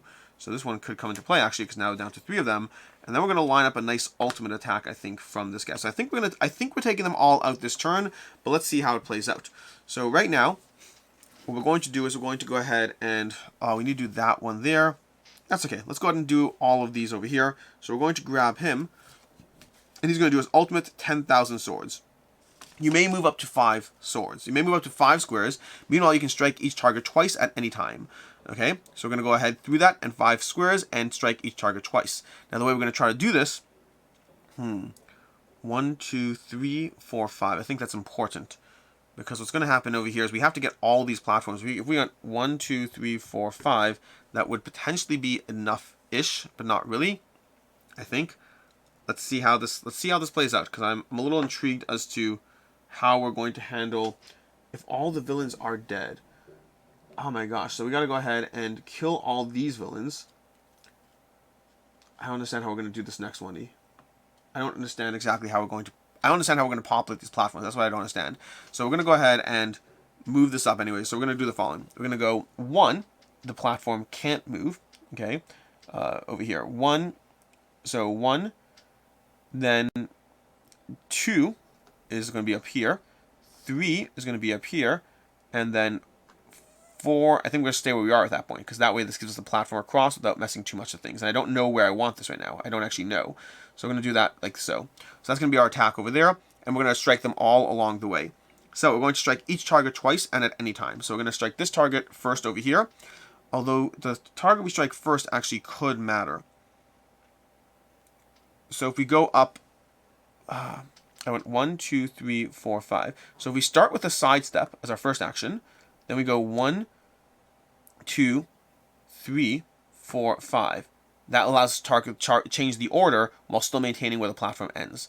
So we're going to go ahead and do that. So we're going to go ahead, I think it actually moves the platform 1 back even, because it's going to go, we start with a side step, then we go up 1, 2, 3, which is 1, 2, 3, and then we go, where's over here? So 1, 2, 3, and then we go back 1, 2, which is going to bring it to 1, 2. Okay, so it's going to end up over there, which is not the best, but at least we have the connection to that platform. In the meantime, we're going to go ahead and resolve that, and we're just going to strike this guy first, then this guy, then that guy. And the order matters for enemy reaction. So I'm going to strike this guy. He's got a defense of 7, so we're trying to strike him twice. Defense of 7, we're using our orange die, and defense of 7, we get a 15. That's going to be 7 damage plus 10, which makes him from 22 down to 5 over here, which means as long as we do have a second strike over here, so as long as we get at least a 6, we have a 4, but a 4 plus a 1, no, plus a 2, so we have a 4, plus a 2 roll, so that's going to be 6 total, which is going to bring him down to, 0, and he dies. So that's going to be one more card biting the dust. That's going to be this guy over here. So we've got another guy dead, which is helpful, because, dead people are how we win the game. That's going to bring him down, and we all get a cube. So cube, and cube, and cube, and cube. Then we're going to strike this guy over here. Now keep in mind that was the first guy to be hit. That's the one that would react, so because he's dead, we don't have an enemy reacting this round. So we're going to go ahead and target the archer now. The archer is, again, so a defense of 6, so we need to go ahead and roll against that. We got a 2, which is 4, which means we're going to miss the first strike, which I don't love, but we can work with that. We're going to go ahead and roll again. We got a 20, which compensates nicely. That actually does compensate nicely. So it's going to be 5 plus 7 is 12, plus the 10 for the edge is 22. So 22 on this person brings you down from 40 down to 18. Okay, that's great. Then we're going to do the last one. The last one is going to be, again, 7. The first strike is going to be a 6 over here, which is 2, which is 8, which is enough to hit him. That's going to be 7 damage, 17 damage from 36 brings you down to 19, and then one more hit for another potential 7. That's 6, which is what we need. So that brings him down to 12, because we only get that edge bonus, that abyss bonus, once per combatant per turn. That's going to be our 10,000 swords, which is now done.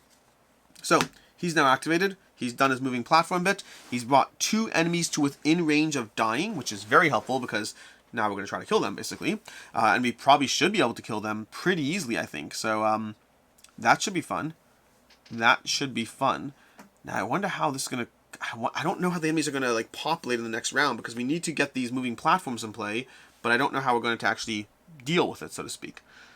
But I think for right now, what we're going to do is we're going to have her. Nyx is going to go 1, 2 onto the moving platform, paying 1 health to move it up 1, paying 1 health to move it up another. So we're going to have that happen. So you're going to be paying health she can't really afford, but I think it's important to try to get this within the range of, I assume either of these are populating next, if not simultaneously. Oh, it might be simultaneous. That's why we have the wall? That's a scary game to play. That means the Darkest Surge is going to hurt us. I am curious how this plays out. Hopefully we can deal with this. But even having Nyx in play will change the dynamic of how this is going to be. This is going to be brutal. We'll see what works. Okay, in the meantime though, so Nyx is going to target this enemy over here against the wall, because any target is going to be enough to basically kill it, because as long as it does 2 damage, we're going to do the additional 10. Heal 10. Oh, we have to uncharge our tokens, by the way. So we have to uncharge our tokens and heal 9 a hero. That's another thing we have to do over here. So we're going to heal 9 a hero. Let's go ahead and heal Nyx, because she's down from 25 to bring it to 34. That will help her. In the meantime, she's going to deal one of her other effects. A hero flips an attack, heal 7 a hero. Okay, we're going to do this one over here. So we're going to do an 8 square attack against that guy, rolling against a defense of 6, which means even a miss is going to kill him, I believe. But we get a 10, which is enough to not kill him, enough to whatever. So a hero flips an attack and heals 7 a hero. We're going to heal Nyx, or no, we're going to heal Nyx by 7. 34 plus 7 brings you to 41, and then we're going to have a hero flipping an attack, which is going to help us on these thingamajiggies. We'll have him flip an attack, I guess. Let's flip one of our 1s, choose an enemy whenever I set my mob or focus. Let's go ahead and do this one. Yeah, okay, we'll do that one. I don't know if it's the right one or not, but we're just flipping it. And then we are going to kill him, which is awesome, because that's important. It's how you win the game. He's done. He's dead. This is gone. And that's going to give each of us a cube. Cube, cube, cube, and cube. So we're using these powers back and forth, a nice cycle of everything. That's going to be Nyx's attack. Now, the only downside of this is it does mean that we... Did we use a tank? We did use a tank. So actually we are using everyone. We are using everyone, which is awesome. So let's go ahead and see what we can do as far as our Askaran the Archangel. Oh, Nyx would have dealt plus 5 damage as well. No, there's no healer. There's no one within 3 of her. So that's fine. So Askaran over here. At the start of your turn, there's at least 1 enemy. Within 2 of you, there's not. So we can go ahead and do one of our abilities over here. We can do, you move 5. Whenever an ally hits a strike, it deals plus 3 damage. You may apply multiple times per turn. That's better done as the first action of next turn, I think. So we're going to do a power leap over here. Not the best action. It's a little overkill. But again, because power leap, we're doing 12 damage plus 10. So as long as we hit, we're good. Even our residual damage would be 8, which means, yeah, even our... I know, a miss would be 5 residual damage. So miss might be an issue. But they have a defense of 6, and I have plus 1 to my roll. So I just need a roll of 5, basically. So I'm going to move over here. We're going to go there. We're going to be rolling again. As long as I get at least a 5, we should be fine. We got an 8. Boom. This guy's dead, which means we all get another cube, another cube, another cube, and another cube. And that means we are going to go ahead. We could move 5, so we're going to go ahead and go 2, 3, 4, 5 as a result of the effects. Okay, you can make an attack against another enemy, but there is no other enemy. Although it says if all villains are dead, you can you immediately go to the next step. No, at the end of the round. It's on the end of the round only if all villains are dead. Okay, so we are done with that. Time to go ahead and read 20.2. Well, end of round, a hero takes 15 damage, which I don't love, but we'll go ahead and have him take 15 damage. 68 down to 53. I don't love that at all. That's a countdown timer on our game that I do not appreciate, but we are going to go ahead and read 20.2. 20.2 is going to have us doing the following. You see a red-haired woman walking over an orb on another platform. She performs a complex adjustments on an orb and says, "More subjects ready to be tested. My name is Vanya, and I will take care of you from now on. Just surrender, will you? I promise it will be less painful." Then she disappears into the abyss, as if climbing downstairs you cannot see. Many enemies appear, ghosts come up from the ground, cultists leave the shadows, and skeletons climb the rocks as if the bottom of the abyss stored countless bodies. If you have Sir Eric, we don't. Otherwise, resume the quest. Start event 1. Okay, remove the stairs tile. So we're going to be doing a bunch of things over here. We're going to remove the stairs tile. You know what we're going to do? We're going to go ahead and take care of all this on our own, and I'll be right back with this all fully set up for you. We're back and all set up, and I think the biggest issue we're going to have on our hand is time. Remember, at the end of every round, one of our heroes is going to take 15 damage, which is not a small amount of damage. We do have 3 separate platforms, 1, 2, and 3, and once we've collected 3 orbs, which in theory there's 1, 2, 3, there's also a 4th one over here, not orbs. When we've collected 3 monster research papers, then we'll be able to go ahead, and I think we'll have stuff spawning on this center platform. So we are in a decent position as far as the platforms in general. We need to start moving these over, though, because we need to start getting, well, around. I mean, right now we can start by having this one come down here, but then we need to start repositioning these so we can get all the way around and have things positioned nicely over there. So that is going to be an interesting challenge. We have to remove the red orb. Wait, where's the red orb? Place the red orb in all the quest items. I didn't do that. I did everything except for the red orb. We need to do the red orb. Give me 1 second to reach over here and grab it. And here we go. We have a red orb next to this chest over here. Okay, so that's what we got there as far as that goes. So we need to grab the red orb and all the other monster treasure papers. So basically, we need to visit at least 3 platforms and be mindful that we have 15 damage hitting us every single round as we do so. But like I said already, we are in a decent position to be able to make this work. The biggest challenge we have right now is we kind of have to leave. Oh, this is a bit of an interesting... Oh no, once we're on the platform, we're well positioned. So here's what we're going to do. We're going to start... I mean, I think we have ranged attacks possible. So there are things we can do right now to manipulate the situation. But I think our tactician has to just get set up for the orb thingy-majiggy. So I think what we'll do is the following. I'm trying to think this through. So we need to get him. So we're going to start with him getting onto the platform. So it's going to be a bit of a wasted turn, which I think is essential, unfortunately, just to get this stuff in place. Once we can start moving these around, we'll have a bit more flexibility, but we've been focusing on this platform because we didn't even know how things were going to go. So what we're going to do is we're going to start by having Rurik walk onto the platform. It's going to be a wasted turn. It's going to be 1, 2, 3, 4, 5, 6, and he's going to continue moving 1, and he's going to spend a movement point to go, He could spend movement points to get that in play. He has a movement of 6. 1, 2, 3, 4, 5, 6. I don't think that's the best. I think we're going to go ahead and have Rurik just sit on the platform and then wait, I guess. Because now what we can do is we could have him go 1. No, we're going to go have 1, which the platform can't move. No, we're going to have him go 1. The platform can't move. 2, the platform can't move. 3, the platform can move. 4, the platform can move. And then 5, 6, and then spend more movement is another turn. So 7, 8. And we have 4 movement left, so we can go 1, 2, 3, and 4 to be able to set that up. So we will be able to step across the abyss right now. You are specifically allowed to step across the abyss. This is not a bad position to have it in right now, so we could do that. We have to spend 4 of his life points to do that. 1, 2, 3, 4. He spent 4 interaction points to be able to move across the grid. The good news now is we could have our other people over here start activating. This is specifically set up. I see now the wisdom of having this set up in a way that you can't just put this here and just walk across the grid. But we could, if we get these 2 over here and over here, then we have full access to all the grids in theory once we're clear with this. We need to move this here and then set those up around. I think that's the right way to do it. So let's handle the right way to do it. So to that end, we've activated 2 of our people, which was a bit of a dud turn, but it kind of just had to be done, which means we have these 2 more over here, which we could, this is where we have an interesting decision. We could leave things alone and just take the 15 damage and try to wipe them out next turn. I don't know if that's the right move. Instinctively, I kind of want to hurt them, instinctively. So I may try to do that. The tricky part is, because they have guard, but they'll activate as soon as I get within 3 of them or whatnot, or attack them. So we're going to go ahead and do that. These other enemies are not within 3, so we're fine for right now. So I think we're going to go ahead and start walking across the gap and start trying to hurt others. So we have Nyx first, who has the opportunity. These 2 enemies in question are trying to target the hero with the most HP, which they can't even get to right now. But they will once I move around. And then we'll have Nyx over here.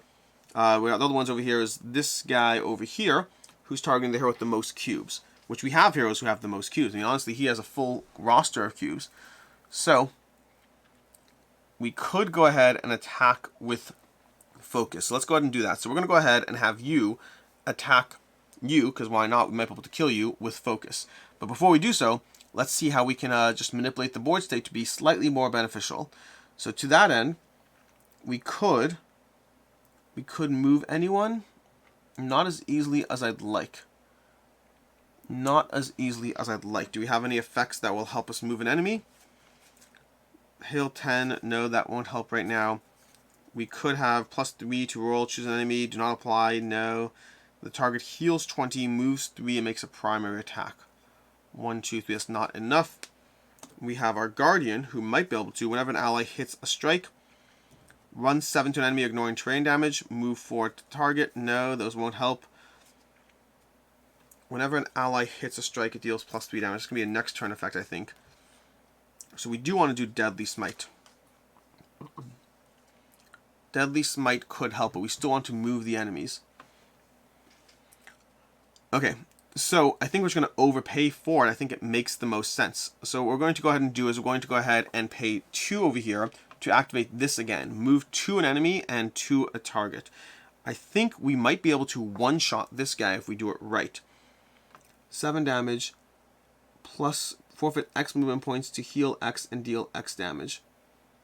I think that works. So we're going to go ahead and pop this guy over to the edge, or we'll pop him over here. Why not? Okay.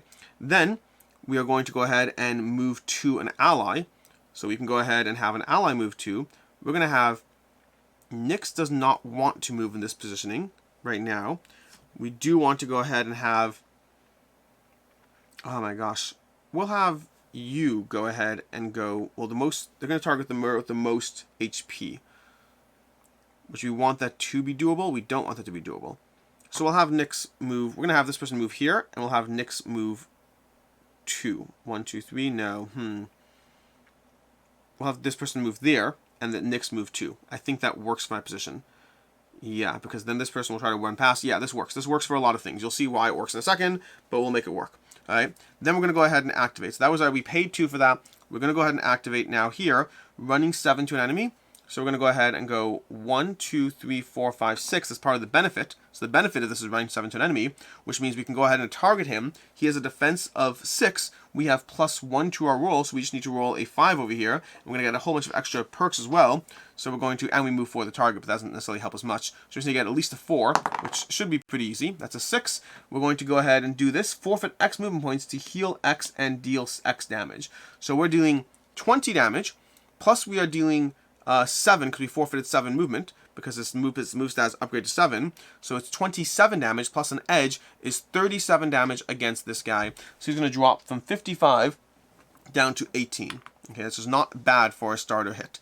We can also move for the target. I don't know if that's as beneficial. He's currently going to be targeting the hero with the most cubes, which is going to be green, so he'll be walking past me as is. Or actually, it's going to be him, so it's fine. So that's going to be, that will work, okay? So we're going to do that. Deadly Smite is now gone. Okay, we're not necessarily done yet, though, because we can do the following. We can still go ahead and have him, he'll react. Let's try to make sure we're doing this correctly. Pull 4, do that, it's fine, okay? I think we're all good on that front. So he's going to try to move past me. And to do that, where are we currently? So if we currently hit him, we're going to go ahead and pay 2 for this. I don't love doing it, but we're going to pay 2 for it. Pay 4 HP. So we're going to go 1, 2, 3, 4. I'm going to do an 8 range basic attack, which because of that, because it's now his turn, we're going to basically be doing a basic attack for 8 plus 10 is 18 damage. So we're going to basically try to hurt him, and hopefully as long as we roll at least a 5, a 4 even, a 4, we are good. That's a 19. It's overkill beyond overkill. He's going to die. That guy's gone. We all get a cube back, which he unfortunately, you know, he's going to use his ability first. An ally pays 3 HP, you heal 6 HP. So we'll go ahead and have whoever, where's our cube? We'll have him pay 1, 2, 3, and then you'll heal 6. So 53 to 59, because that just makes sense. And then this will come back, come back, come back, and come back. And that's our turn over there for this guy. That's overall good. That's one guy completely dead. He's going to be in play. We need to move this card out of play. That's great. So one down is certainly worth the platform at this point. At this point, it's already worth engaging. But now we're going to target this guy, who is going to be slightly more of a threat, slightly more annoying, but we're going to target them with Nyx. Now, Nyx over here has a... Their skill is a little overkill. I don't think that's worth it right now. I don't think, can I do anything? You know what I'm going to do? I'm going to go ahead and on this turn over here, on that enemy's turn, I'm going to heal 3 a hero, and we'll just heal 1, 2, 3. Okay, that will work there. That's relevant for this next skill, because now Nyx is going to go ahead and target this enemy here. She will be doing 3 less damage, which is fine. We can work with that. But she's going to go ahead and target this hero. And she's going to be rolling against a defense of 8. So she may or may not make it. We'll find out. She got a 9. Great. So she heals 10 a hero. She'll heal herself, let's go with. No, we'll heal the tactician. Most HP. Yeah, we'll heal the tactician, okay? So it's going to be 10 damage, 10 heal. An allies within 3 of you on the first day of your turn. This is done with focus as well, which is important in a second. So we're doing 7 damage, plus 5 is 12, minus 3 is 9. So we're going to start by dealing 9 damage to him. We're going to be dealing more in a second. I'm realizing now his token's over here, because he has so much health. It's going to go down to 66, and we're also going to heal 12, heal 10 a hero for each charged token to heal plus 2 or deal plus 2 damage to the target. Ooh, interesting. We'll go ahead and deal 2 damage to the target. Okay, so 1, 2, down to 64, and we're going to heal 10 to our hero, so we're going to go from 32 to 42. Okay, so all things are good there. But we're also going to spend a token over here to, after roll, pay 2 HP, 1, 2, and then deal plus 7 damage if it was with focus, and it was with focus. So we're going to deal additional 7 damage to him, dropping from 64 down to 57. Okay, so that's not bad, all things considered. Not the best, but certainly not bad either. Okay, that's going to be that. Then the enemy is going to react. Now the enemy is going to be targeting. Well, him, because the hero with the most HP is him. His movement stat is 5, so 1, 2, 3, 4, 5. That means he's going to step past him, which means he's going to take damage from Nyx, 6 reaction damage, so dropping from 57 down to 51. Then targeting against them, they're protected, and they have a defense of 8, so they're rolling against an 11 right now.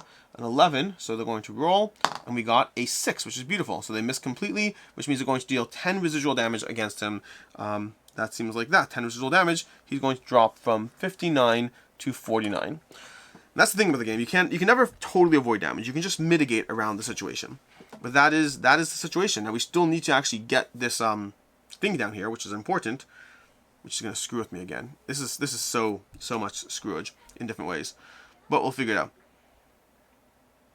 Yeah, I think we can do it. Alright, we'll figure it out. Alright, anyways, with that, it's going to be slightly hard to deal with that and that and that.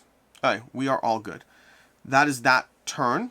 We are all done with our actions. The enemies are not able to activate. They're still in guard mode, so we're still safe there, which means the main thing is the 15 damage that we're inevitably going to take. And we'll take it actually on him this time. He'll drop down to 25. Is that dangerous? Of course it's dangerous, but what are you going to do?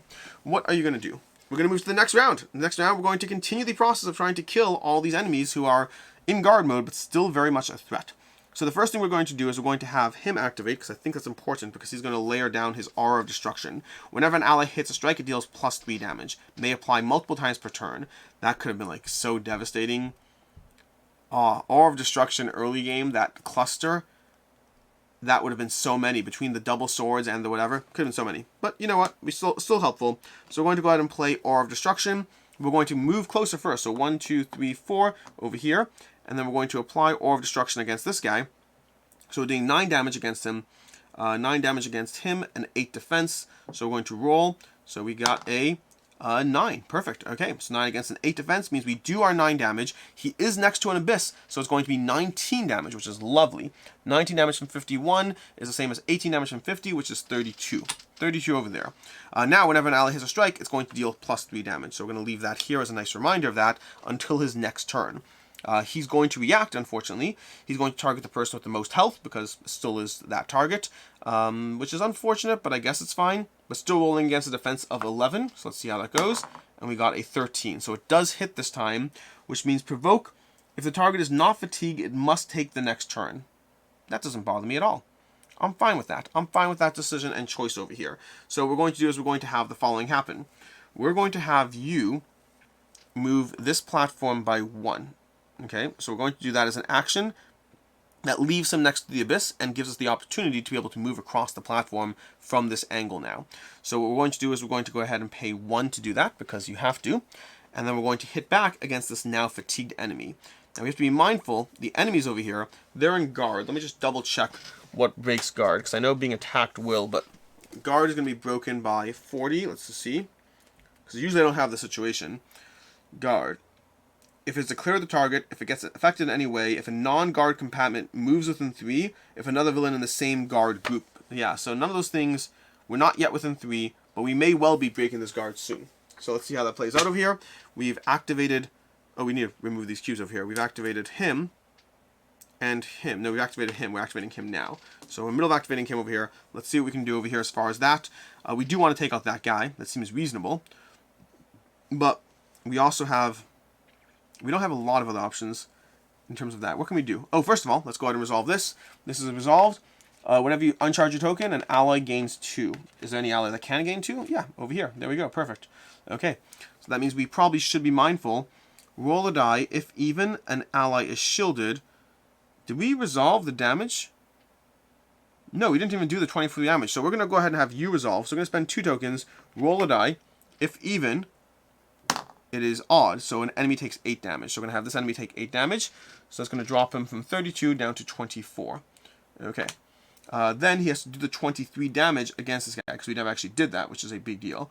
So 23 damage against him, because he rolled high enough to break through. Unfortunately, he was shielded by 4, though, so it's going to be 19 damage. 19 damage.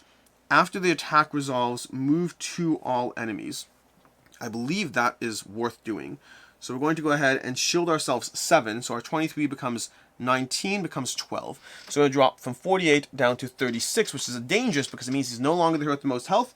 And then we're going to go ahead and, after the attack resolves, move to all enemies, which is helpful. Because what we're going to do with that is we're going to pop you over here. We're going to pop you over here. We're going to pop you down here and you down here. That's going to be very helpful for just controlling the battlefield and being able to deal additional damage to the edge cases effectively, which is worthwhile. Okay, that is done there. Do we want to activate any other on enemy turns? We can go ahead and do this over here to heal 4 each hero. So let's do that. So 25 to 29, 40 to 44, 38 to 42, and 36 to 40. We could do this. An enemy takes 7 damage. If it's not a boss, it can't apply its passive power this turn. I think I'm going to hold off on that one. Okay, we got a lot of cubes to work with. We're doing good. Let's go ahead and decide how we are attacking this guy in front of us, because he is still a problem. Heal 2 per flipped attack you have. Not worth it. Enemies take 3 damage whenever they are hit by an attack with mob or focus. Could be useful. Let's go ahead and do Champion's Charge. Sure. So we're going to go ahead and do Champion's Charge, which would have been helpful earlier. But we're going to do 12 damage against this guy. So we're going to be rolling against a defense of 8 with our die.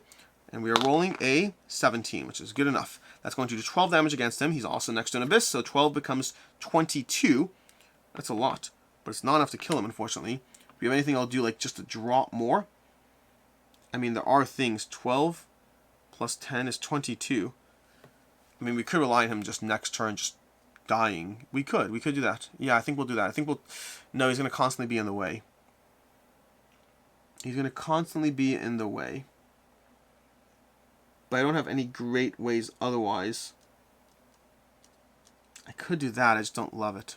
Whatever, let's go ahead and do resolve. Okay, so that's going to be 22 damage against him, and we're protected 3. Okay, so we're protected 3 now, but he can't react to us anyway, so that's all fun and good. I don't love that. I don't love that. Alright, well, we're going to go ahead and resolve this and figure this out. That is going to be his turn. So, let's go ahead and figure out the next turn. He's activated. We have 2 more people to activate, including our tactician, who can choose a platform of how he wants that platform to activate this round. So what we could do is we could try to be a bit clever with the platform. I don't know if it's worth it right now. We need to get further out so we can do this. Pulling the platforms towards us is a tricky balance, but I think it is essential. I mean, even if we just pull this one too, it's worth it.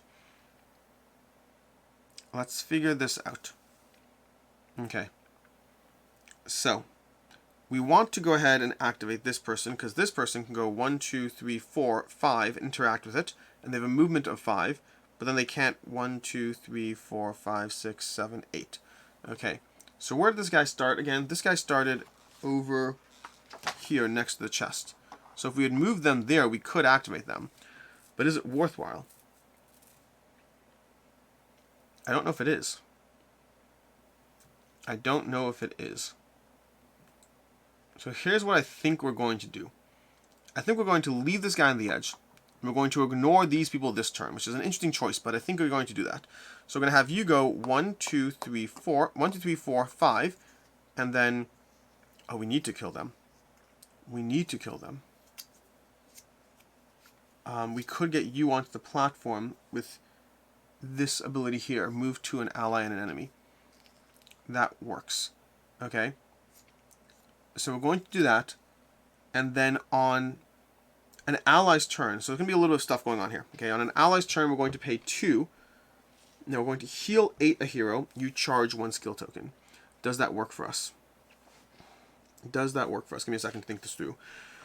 Heal 8 a hero, you charge a skill token.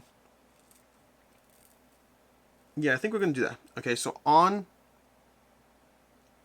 he needs to pop back there. 1, 2, 3, 4, 5. We need to kill this guy, which is a problem. Give me a second to think this through. He has gone. He hasn't gone. So he should go first, but then that could be a problem. I don't like it. So here's what we're going to do, okay? We're going to go ahead, and they're going to go, and on their turn, we're going to pay 1 to move to an ally and an enemy. We're going to move you onto the platform, and you are going to go 1, 2 off the platform. Okay, that's going to work like so. Then you're going to do the 1, 2, 3, 4, 5, and then back 1, 2, 3, 4, 5 back onto the platform. That was all on his turn. That works. That should work. Then meanwhile on his turn, he's going to pay 2 to heal 8 a hero, and you charge a skill token. So we're going to heal ourselves 40 to 48 so that we remain the target. That's going to uncharge our skill tokens. I'm going to heal another 9, 48 to 57. So we're going to uncharge all the skill tokens, but then we also charge a skill token, so we'll heal this one there. We'll just charge that one, okay? But then now it's going to be finally, let's go ahead and mark this as done. Now we're going to activate him. He's going to choose this platform as the one that controls, as the one he's controlling this turn, I guess? Maybe. We'll see how it plays out. Okay, we're going to see how it plays out. But the first thing that's going to happen, well, let's not do the first thing that's going to happen. Let's go ahead and... this guy I moved away. We're going to move him 2 over here from last turn, okay, because that's all going to make sense.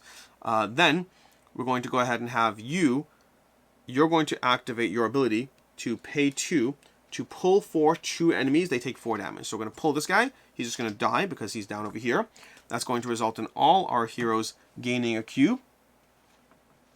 And then he's going to pull this one, 1, 2, and he's going to go ahead and take 4 damage. So he's going to drop from 75 to 71.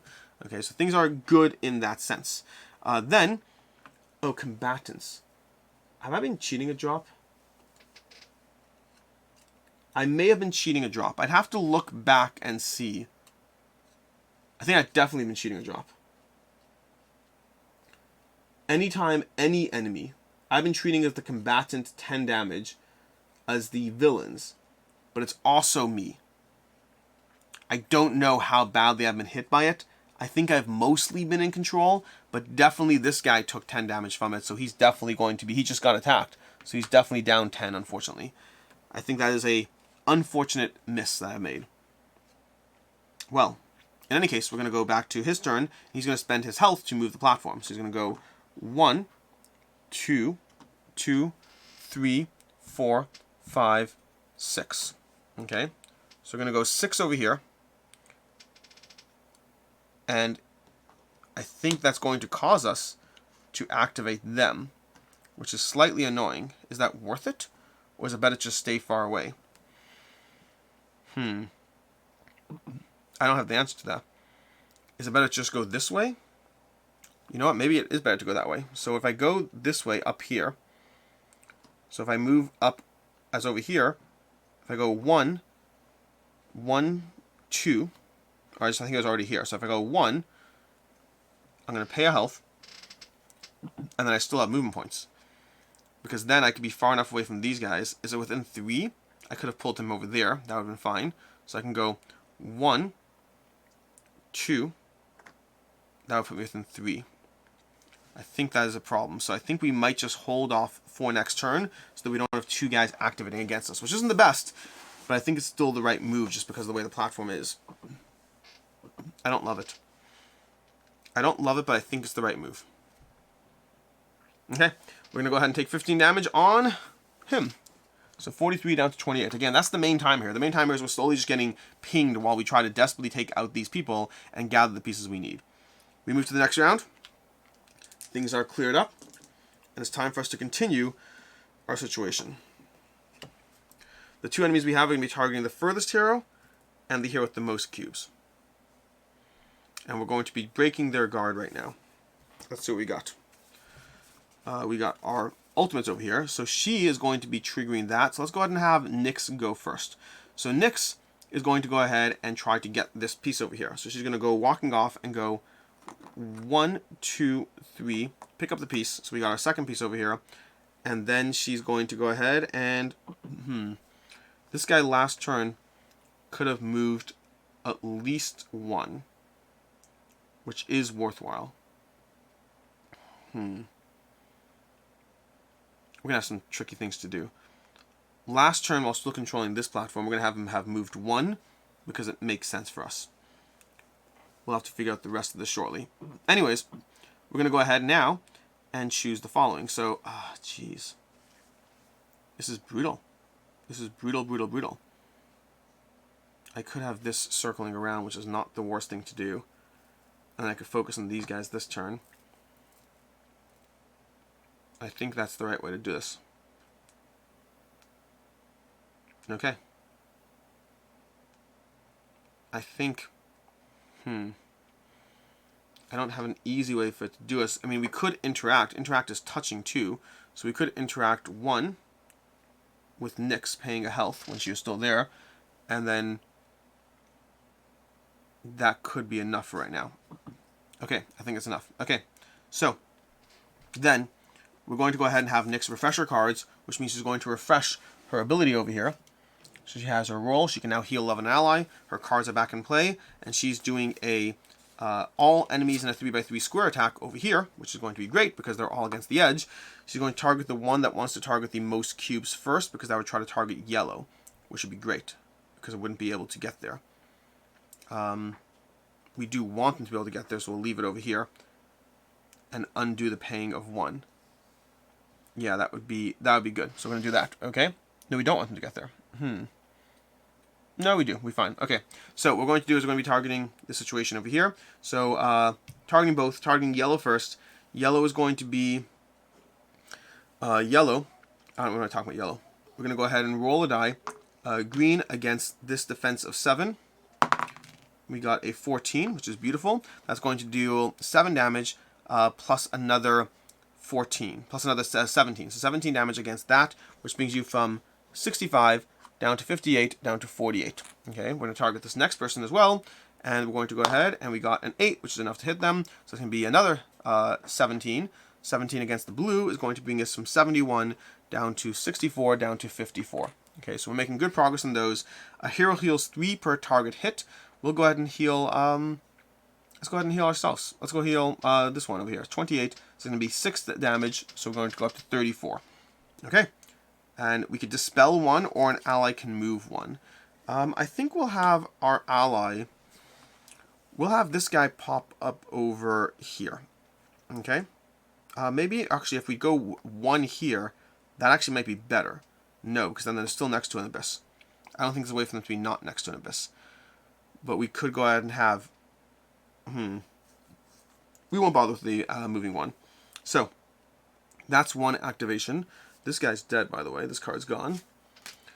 And then we are going to have them react. So this guy's going to react. It's going to target the hero with the most cubes. It's going to be him. So he's going to go 1, 2, 3. Walking past our tactician is going to give him 7 reaction damage. So he's going to drop down another 7 from 48 down to 48 down to 41. And then he's going to move continuously 1, 2, 3, 1, 2, 3, 4, 5. So he's going to pop over here onto the platform, unfortunately, for better or for worse, which is for worse, because that plus 10 damage is against us too, which I have not been playing that way the whole game, unfortunately. We're going to go ahead and put this cube down on Nyx, because she activated, she got the token. And now we're going to go ahead and have him attack against him. So he's rolling against a defense of 7 right now. Defense of 7, so let's see how that goes. He's going to roll a 19, so at least it's not a crit, but it's going to still be pretty bad. So it's going to do 10 damage, plus effect, heal 5 the damaged enemy with the lowest HP.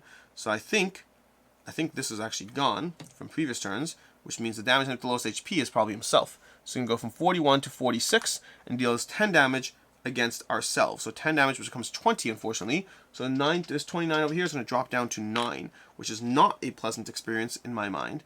We could go ahead and trigger this to heal 4 all allies. So let's go ahead and do that. 1, 2, 3, 4. 1, 2, 3, 4. 1, 2, 3, 4. And 1, 2, 3, 4. Okay, so we did trigger our armor at the very least. We also still have the enemy's turn situation. So the enemy's turn situation could be the following. Anything useful to do? No, not necessarily. The enemy did move 2 or less, so his turn is at least done. Okay, time to activate our next enemy, our next ally, that is. And our next ally is going to be, I think it'll be him.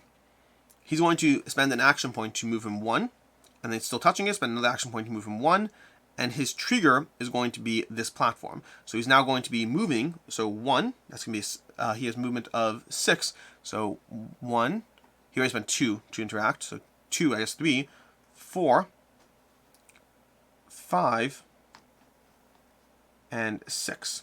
Okay, so this is now over here, which is great in a manner of speaking, although everything's a little confusing here. All right, we're now going to target this person over here with an attack, and we are going to be able to hit him for some stuff.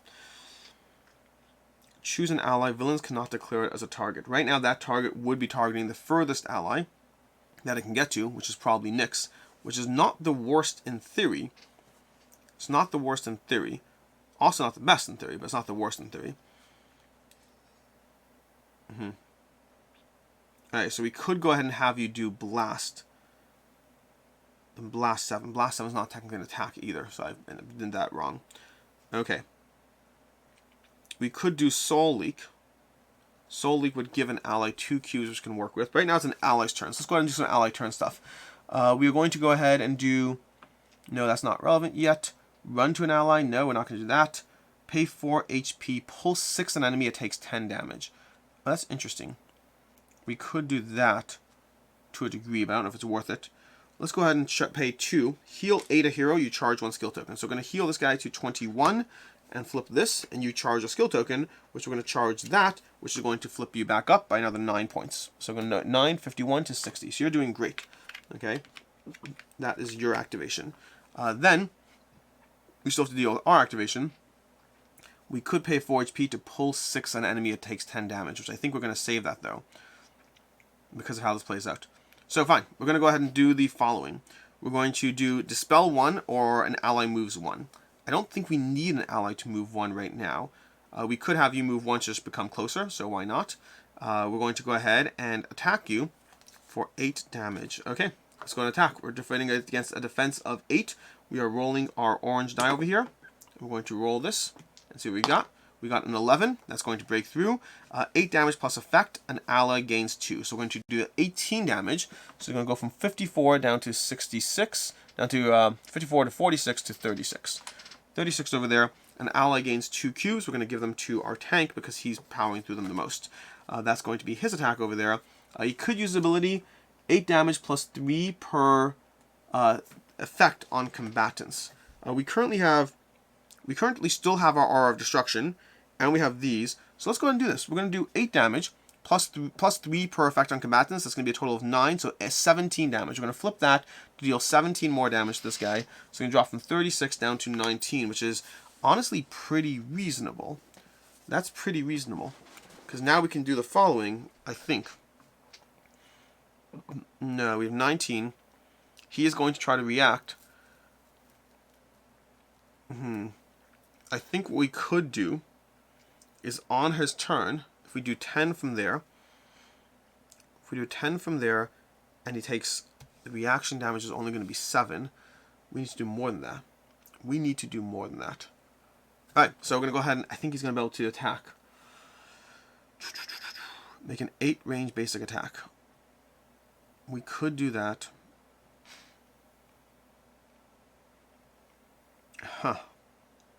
I think what we want to do is on his turn, we're going to go ahead and pay a cube. No, we have to do that before, so it's his attack. So it's still his attack. We're going to go ahead and pay 2. We're going to move to an enemy. So we're going to move this guy by 1, and you move 2, and we'll move up 1 as well. That seems reasonable. Then, because of that, when we allow it to go to the enemy's turn, so as soon as it becomes his turn, he's going to pay 2 cubes to pay 4 HP, 17, and make an 8 range basic attack. So we're going to attack this guy at 8 range. This guy's no longer adjacent, so we don't have to worry about that. We're going to roll. We're doing, ideally we're doing 8 damage, which is all we really need in theory, because you'll see in a second. So we're going to deal 8 damage. We're going to roll against a defense of 8. We have +1 and +1, so we need to get at least a 6. Okay, we got a 9, which is good, and that's going to kill. That's not going to kill him. It's going to bring him down to 1 because 8 damage for basic attack, 10 for the distance to the edge over here, and then as soon as he tries to go ahead and target the furthest person, he'll take reaction damage and die. And that means everyone's going to gain a cube right back. Okay, that was worthwhile. That was worthwhile, and that was his turn. Whose turn was that? That was his turn. Okay, he played that card, and then we are done with that. So, we still have another enemy who has activated, but we need to at least remove this card to indicate that he's gone. So down to 3 enemies left on the board, which is good-ish. We've activated that person. We really need to be able to, next turn, it's like we're gonna take down the dwarf. I'm not worried about that at all. But we do need to be able to get to this platform next turn and kill that, which is a big deal. So, what we're going to do is we're going to have the following. We also have to remove the orb. We need to remember that. Oh, there's so many things to do. So let's go ahead and start with, we have both of these guys, which is a slight problem. Let's go ahead and have you go. You're going to pay 1 to move the platform and 2 to move the platform, because I think that's worthwhile at this point. It's going to cost you 2, okay? Then, you're simply going to stay on the platform. You're going to walk over 1, and you're going to smack that guy in the head. And that's going to give you the following. You could heal 2 per flipped attack you have. You don't actually have them make flipped attack. We could do Gorilla Instance, which would have made the other attack better. We're going to do Gorilla Instance over here, which means you don't even have to move, so we'll stay where you are. Distance of 2. We're going to do 15 damage against this guy. We're going to be rolling against a defense of 7, and we got a 14. That's going to be 25 damage against him, dropping him to 46 down to 21. Okay, and that's going to be that. Now enemies take +3 damage. Technically, it's another 3 damage. I actually haven't been calculating that either, so 1, 2, 3. In general, that's the thing. Like, I'm missing some things that hurt me, but I'm also missing some things that help me. We're going to go ahead, and that's going to be his turn. He's done. It's a simple turn. It's fast. It's to the point. Do we want to do any ally stuff? He is being hit with mob. If we move 1, he's being hit with mob. So let's go ahead and... Do I need to? No, I don't need to. I'm not going to spend things I don't need to spend. Okay, so we're done with that. And now we're going to go ahead, and this guy's going to go. So he's going to try to activate whatever he can activate. He's going to flip his cards, which means he gets to flip an attack. I think his heal 4 to all allies, or we're going to get his Dwarven Battle Axe back in play. And that's going to not be that helpful. That is interesting. That's not going to work, though. We're not going to do that. Okay. We're going to go ahead, run 7. I could do that again. It's a level 3 epic, but it's like... It's not bad to take him out. It's 20 damage, which is overkill, though. I think we're going to go with a basic power leap, because I just don't think we need more. So we're going to go ahead and just walk over here with 1. And then we're going to power leap to be able to hit this guy. So we're rolling against a defense of 7. And we got an 11. We're going to do 12 damage, which is going to be enough to kill him. Which means everyone's going to get a cube.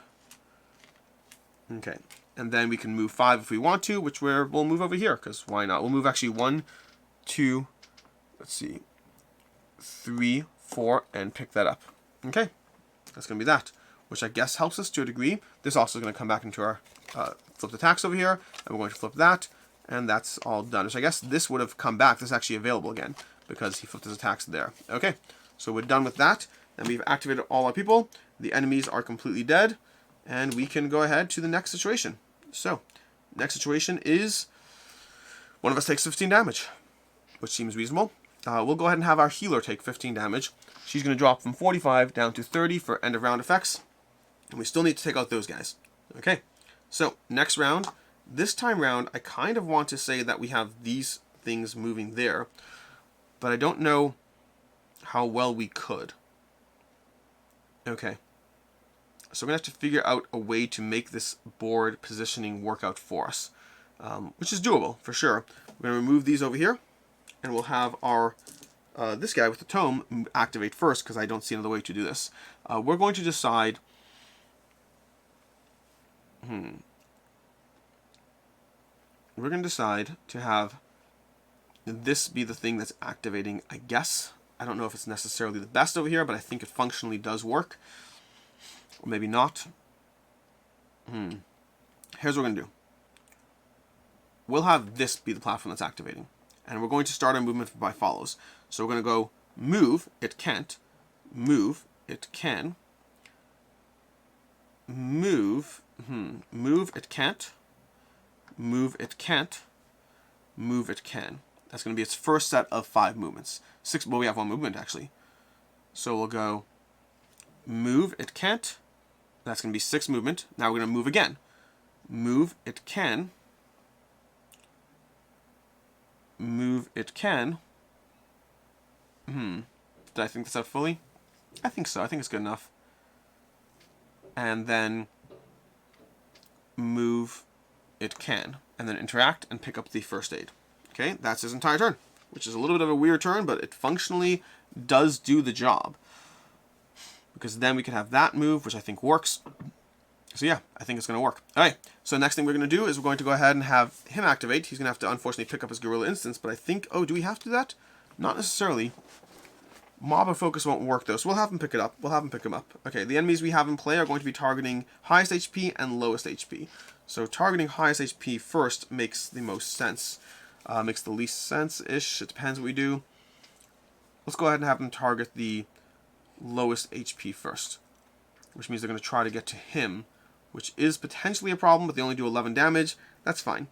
So we're going to go ahead and activate this by moving it 1. That's going to be 1 point of his health utilized for that. So there we go. And then he has 5 movement points left. So 1, 2, 3, 4, 5. We don't want you on the edge at all. Okay, and then we're going to hit you, which is going to be how we do this. So we're going to hit you with Battlefield Mastery. Battlefield Mastery heals 2 per... Oh, this is long gone. So it's going to be hitting him, heal 2 per flipped attack you have. So we have 3 flipped attacks. So we're going to get 6 back. So 57 to 63. I will acknowledge we actually have to hit first. So let's go ahead and try for that. We got a 3. A 3 is not great, but we will spend 2 from you to do this over here. After roll, reroll twice, apply the best result. 13, which is a hit, and 19, which is a hit almost. I mean, it's a hit, but it's almost a crit. All right, so we're going to deal damage to him, which is going to do 17 damage, 27 damage because of the what's it called? So 65 down to 58, down to 38. So that's not bad overall for a single hit. Permanent, whenever a villain takes terrain damage, a hero may flip an attack. That's a permanent effect that'll be in play. Should have paid attention to, but I don't think it's relevant because there hasn't really been terrain damage in this particular scenario. So that's good, but not helpful for this scenario. All right, that's that. Now he's going to react, so we're going to go ahead and mark him as activated. And then the enemy is going to activate, and that means the enemy is going to target the hero with the lowest HP.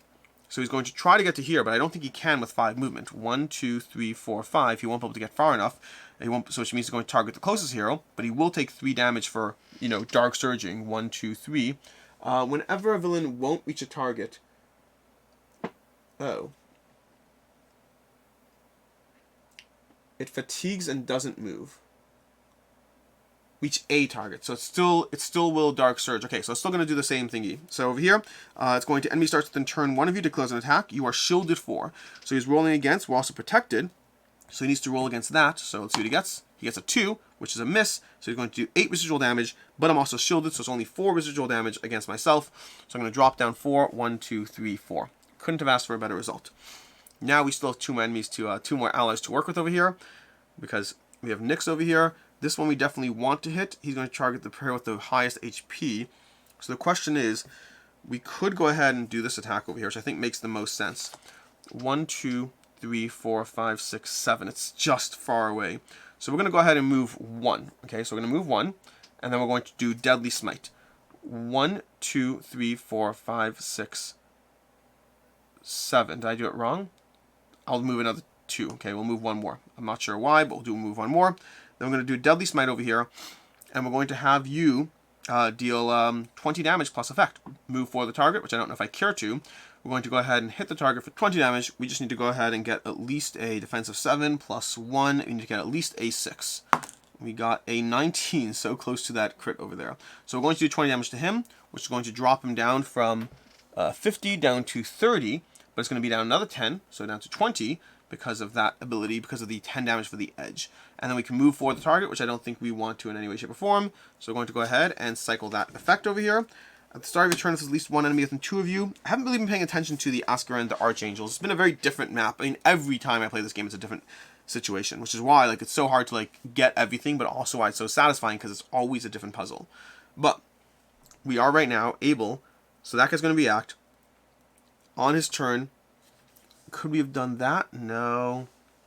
On the ally's turn, no. I need to remember to do things. I need to remember, but I didn't, so it is what it is. He's currently down to 20, so what I'm going to do is I'm going to have him die by doing the following. I'm going to pay this over here. Let's see, enemy's turn. We're going to have, that could work. We're going to have this guy over here pop this off. That's going to be that. So an enemy takes 7 damage. We're going to have this guy take 7 damage, so 35 down to 28, just because I want to get some cubes back. Then we're going to go ahead and have him pay 2 on the enemy's turn, pay 4 HP, 1, 2, 3, 4, make a basic attack. Basic attack is going to be defense of 6. We need to roll at least a 4. Okay, we got a 13. That's going to deal 18 damage to him. So he's going to drop down to 2. But then he's trying to target the hero with the most HP, which means he's going to try to go there, get residual damage, and die. So he's going to die over here, which means we all get a cube back. Cube back, cube back, cube back, and cube back.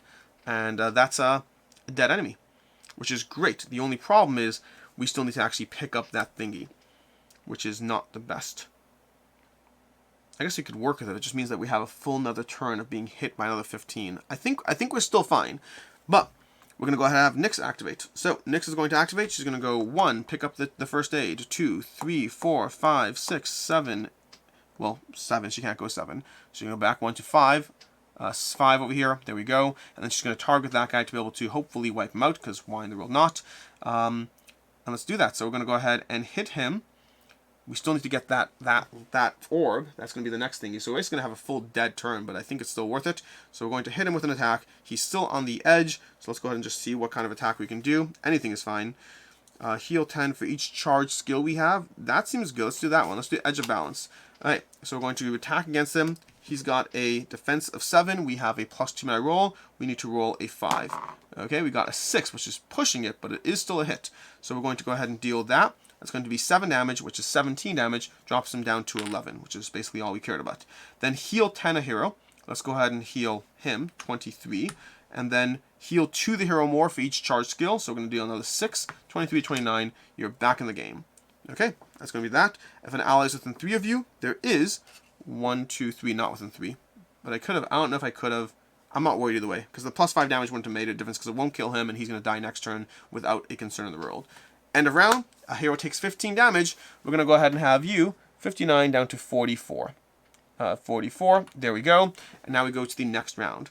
The next round is going to have us dropping more health, but at least killing the last guy. This guy's going to go ahead. His guy already activated. We didn't mark him as such, but we're going to clear all our cubes. And now we're going to go to the next round. We're going to do a bunch of things that all set us up well for success. By success, I mean we are entering the end game. Okay. So, we need to do the following. 1, 2, 3. We're going to have the following. We're going to have you go 1, 2, interact, pick you up. 3, 4, 5, 6, 7. And then 1, 2, 3, 4, 5, 6. And let's go ahead and pick you up. Sure. The cube is picked up. Oh, is it the end of the round? Orb of deactivation. When does it trigger? When does it trigger? If the heroes have collected at least 3 monster wish papers, remove the red orb. Oh, we should have done that a bit. Oh no, we have to spend an activation to do it. I think this makes sense. I think it makes sense to do it now. It means we're wasting 2 attacks, but I think we're still going to do it. So we're going to spend an activation now and do this. Spend his last movement to do that.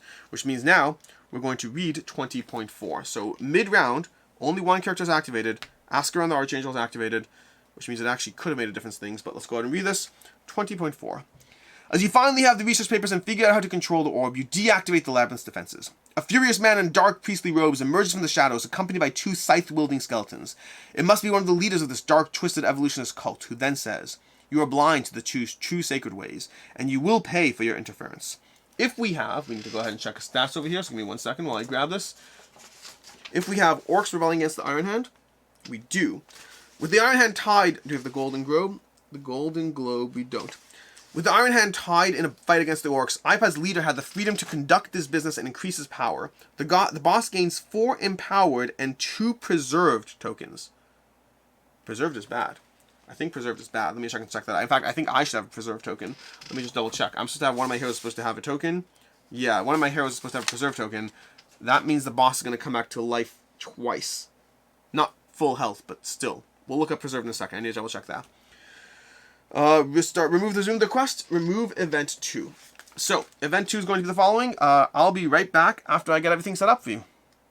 So there wasn't actually a lot to set up. All we need to do is just pop down these 3 people over here.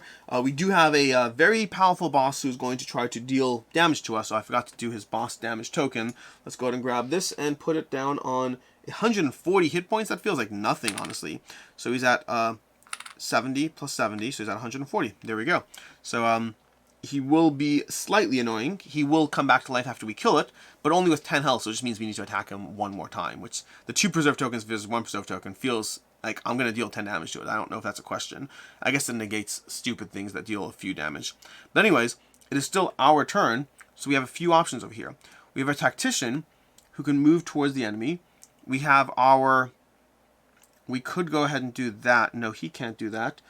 Pull 4 enemies. They take 2 damage. So let's go ahead and do the following. We're going to go ahead and do this. We're going to activate this ability. Pull 2 enemies. They take 4 damage. So we're going to pull this guy, I don't know. I don't even know I'm doing this over here. 1, 2, 3, 4. And then 1, 2, 3, 4. Okay, so we're pulling all those guys so they can be a little more grouped.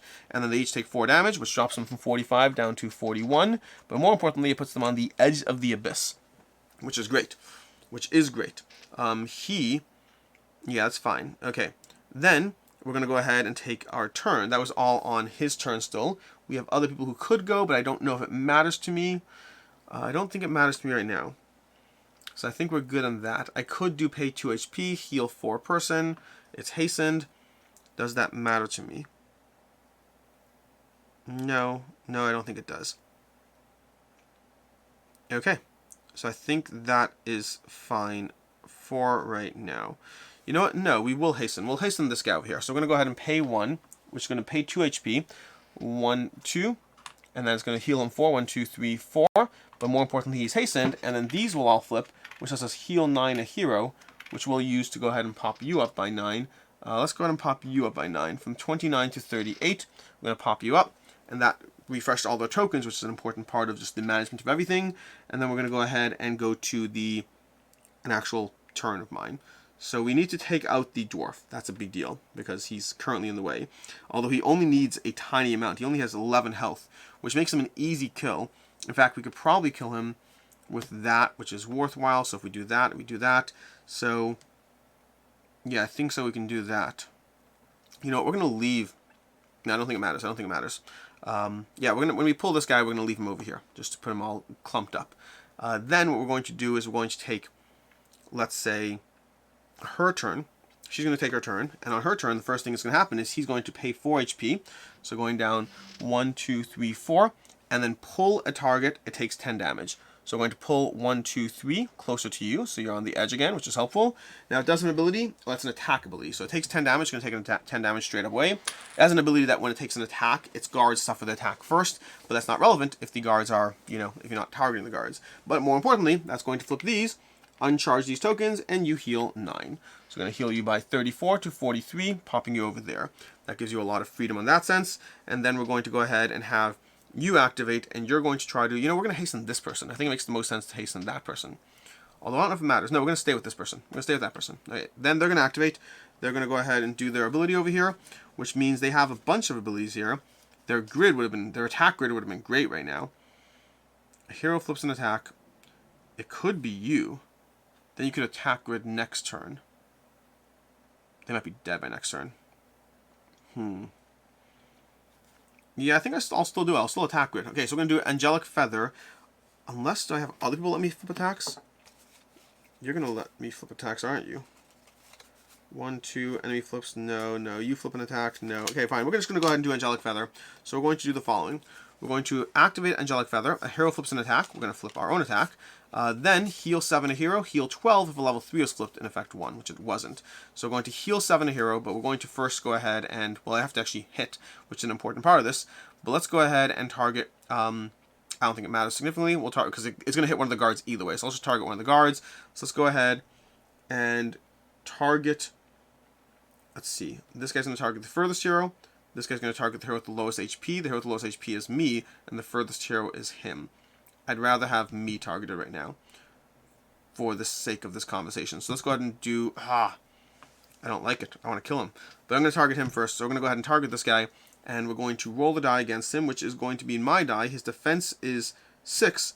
His defense is +2, so we just need to roll a 4. And we got a 15. So we're going to do 10 damage. It's going to hit him for 10, which is 20. So it's going to drop from 41 to 21. Although we're not done yet. A hero flips an attack or heal 7 a hero. We'll heal ourselves because we're a little bit more in danger there. And then that's going to be this card done. But the good news is that means you're going to be flipping another attack.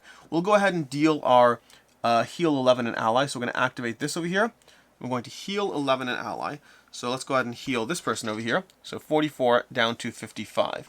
Okay, that brings that up. And that means he's going to activate now, which I don't love. But I think that it makes sense, unfortunately. I don't love these activating because I can...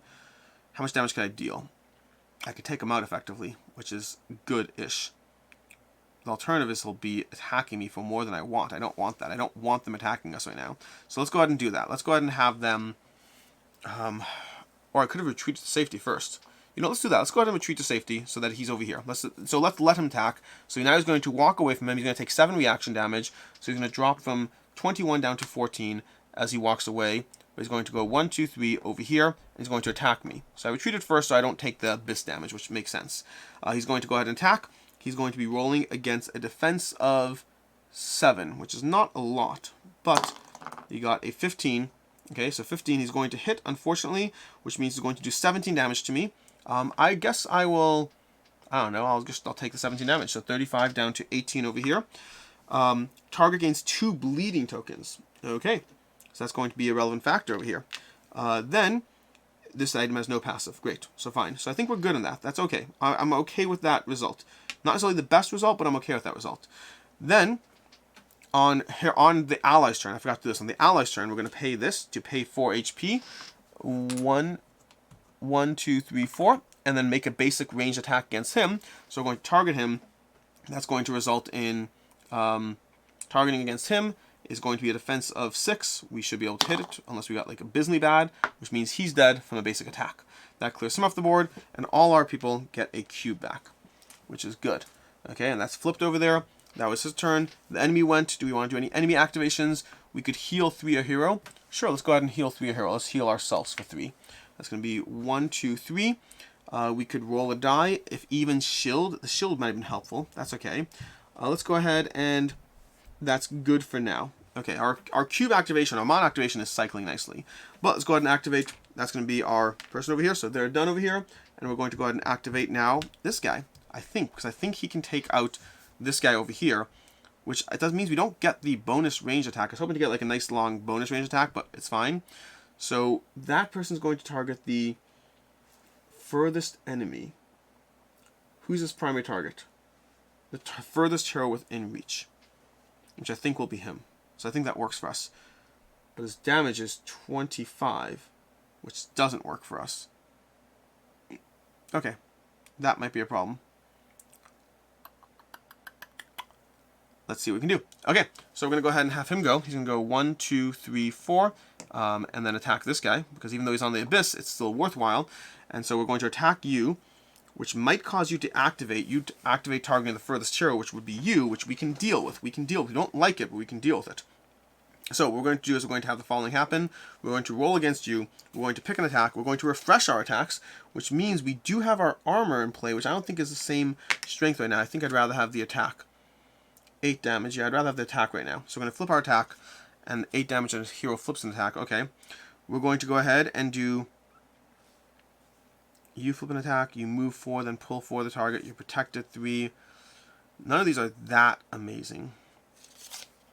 Benefit, you move 3. Okay, so let's do this. Let's do benefit, you move 3. So 1, 2, 3. So a little bit more inwards there. And then we're going to target you. 12 damage plus effect. That's going to be 12 damage against a defense of 6, which is a 5, but we get +1 from our weapon, +2 from our weapon. So that's a hit, which means we do 12 damage, which is 22 damage against 41, which brings you down to 19. And we're protected 3 once per turn. Okay, that's going to be that as far as that goes. Now we can't make ourselves the target, unfortunately. Effect permanent, you're protected. Whenever a villain takes terrain damage, those don't help. You're protected 3, but we're not the target because he's going to target the person further away. Can we do anything to kill him? I don't see a great way to do so. Let's see our ally's abilities. We have run to an ally and deal 7 damage and move a 2. Well, 7 damage would be... He's already taking 6 reaction damage. So if we get him down to 7 plus 6 is 13. We need another 6. Can we do another 6 somehow? Not easily. Not easily. I don't see a great way to do it. So we may just have to take the damage again. We might have Nyx dying-ish. We might. We might. Which I don't love. But it's not necessarily the worst. If we can negate that and take that, I think we're fine. I think it's going to be a bit interesting. Let's watch how this plays out. So we're going to have her take the damage. So this guy's going to run, which means he's going to take 6 reaction damage, dropping to 13. 1, 2, 3, 4, dropping over here. They're going to go ahead and target, which means they're going to be rolling for 19 damage, but Nyx has 21. Lure, hero furthest, and with an 8 is pulled. Okay, that's fine. That's fine. So we're fine with this. Okay, so we're going to roll against Nyx. Nyx is defense of 7, and we rolled a 5, which is a miss. Beautiful. So 10 reaction damage, which drops you down to 11 over here. So Nyx is down to 11, which is totally fine. And we have another person who's activated. And the effect does not take place, which is helpful. And we still have this person over here, which is going to be helpful, because now he's going to activate, and he's going to target the big bad boss, which is, if there's another hero within 3 of it. There's not another hero within 3 of it, so we should be fine. But I guess I'd rather have the enemies dead. No, I don't know if I care. I don't know if I care. Okay, watch. Let's see how this plays out. So we have Misleading Strike. We're going to go ahead and do move for the target, choose an ally. Villains cannot declare it as a target. Oh, that's interesting. I could make it Nyx not a viable target this turn, which is a decent choice. So let's do that. Let's do that. We're going to do Misleading Strike. That's actually good right now. So a Misleading Strike against him. Right now you should know if he has guards within 3, they'll take the damage for him. But he doesn't, so we're going to attack him. We're going to roll our orange die against a defense of 8, unfortunately. We got a 16. That's going to be 17 damage, which is 27 damage. So he goes from 60 down to 33. Well, 93. 103. 103. Move for the target. I don't want to.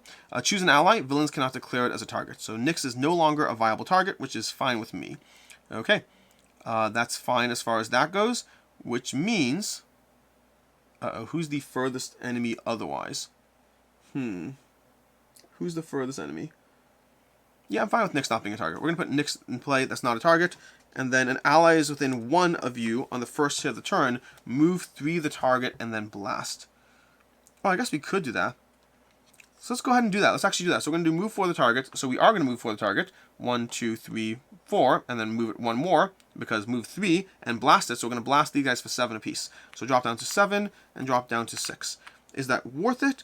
I think it actually can be. Because next time we can blast it again. But next time we'd actually have to change. Oh, I got it.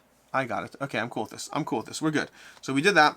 We did our turn. We did that. All the stuff is done, which means now we need to go ahead and he needs to react. He needs to take his damage. He's going to target the furthest target, but not Nyx. The furthest target for him now is going to be this guy over here, which is unfortunate that he's on an edge. Can we stop that? We can pay 2 to move a person and a person. So we're going to, well, pay 2. We're just going to pay 2 and just do that. We're going to move him in 1, which basically saves him from getting hit by 2. And then we're going to go ahead and have him target. Benefit, +3 to attack roll, and blessed. So we're going to target him. He gets plus and blessed, 19 and 11. So he's going to hit with a 19. Target takes +2 damage for each enemy on the grid. So it's going to be a 25 damage, but 29 damage. So 29 damage attack against him, against the bruiser. Move 3 the target towards its closest abyss square, and then this runs to the furthest hero. Oh, that's annoying. So it's going to run 1, 2, 3 to the furthest hero, which I don't love, but actually it still works for what we're doing, I think. Okay, so that's going to be that over there, which means now we're going to go ahead and deal that 29 damage against our 39. We're down to 10 health. So, yay, I guess. Okay, that is going to be that, which means now we can go ahead to the next round and clear all these. The enemies are going to die right now because of the following. What we're going to do is we're going to start with him. We're going to start with him, and he's going to go ahead, and he's actually going to flip all his attacks, which means he can flip his damage attack over here, which we're going to do, plus 8 damage, plus 3 per abilities on combatants. Okay, now this is going to come back, unfortunately, so it's going to be cycled back, but we still have 3 abilities on combatants right now, so we're going to go ahead and do something bad, I guess, mean. 10,000 swords. The 10,000 swords is gone. Okay, target is not fatigued. Choose an enemy. You know what? We are going to have to do that, I think. Okay, so we're going to do Daring Exploits. Choose an enemy. Whenever it's hit by an attack with a mob or focus, you gain 1. Okay, so we're going to put that into play, and now it's going to be the following. So we're going to attack against him. He has a defense of 8. We have cubes if we get a miss here, because we might need that. We have a 20, that's not a miss. We have 12 damage, plus 10 for the edge is 22 damage, 27 damage. So he's going to go from 33 down to 6, okay? Still has to cross that line. Then, we're going to go ahead and trigger this, move through the target, 1, 2, 3, blast 7. Both these guys are going to die. Okay, they're both going to die from blast 7. They're both off the edge. Their cards are gone. And then we are going to go ahead and resolve that with everyone gaining 2 cubes, which means there's going to be some degree of overkill, but at this point I'm feeling pretty confident. Okay, that's that. Then we are going to go ahead and he's going to react, because that's what he does now. So he is going to target the furthest. Before he does that, we probably should... Oh, him. He's going to be tricky. He's going to die. He's going to die. Can I avoid that? Yes, I can avoid that. I'm going to do the following. I'm going to place these 2 to be able to activate this again, and move 1, 2, meaning he's now the furthest enemy. So, we're going to target the furthest enemy. He's going to roll against his defense. His defense is a defense of 7, and it's a 5. That's beautiful. So he's going to do, how much residual damage? It's going to be, what's his residual? 8. 8 damage. That's fine. I can take that. 42 down to 42 down to 34.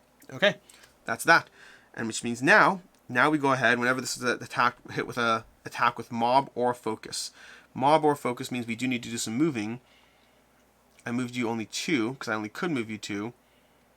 So we still need to do some... Oh, I could have moved an enemy 2 as well. So moving an enemy 2 would be moving it, let's say, over here. So I move the enemy 2 with the action, and then that's that. Okay, and then he has to move to the closest edge. And then this hero runs 3 to the furthest hero, which I guess would mean he goes 1, 2, 3 because it's the furthest hero. So he is going to run towards him anyway. Okay, that's that. But now he's already within mob of focus, which means anytime he's hit with mob of focus, it's going to be enhanced rolling and plus one cube to my allies. So we have a whole lot of cubes to spend, and now it's going to be our turn. We just activated this person over here, so he's done activating, and I think now it's just going to town on that guy. By the way, if you missed it, I didn't do 15 residual damage than the last turn, because when you enter the final phase, that doesn't trigger anymore. So we're doing fine. I think this is in the bank at this point. We're just going to smash him for like an extra 10 damage for being next to the abyss every single turn, and just destroy him. I think that's all we're going to do. So let's go ahead and do that. Let's go ahead and start with, he's already activated, so like he's done as far as activating. Oh, I forgot.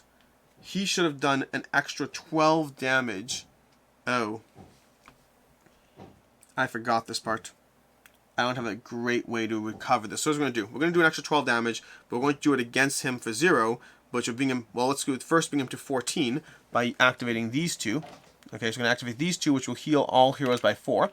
And then, once he's there, he'll do the extra 12 damage. It's just the best way of semi-trying to recover what we did there. I think that does work, by the way. 1, 2, 3, 4.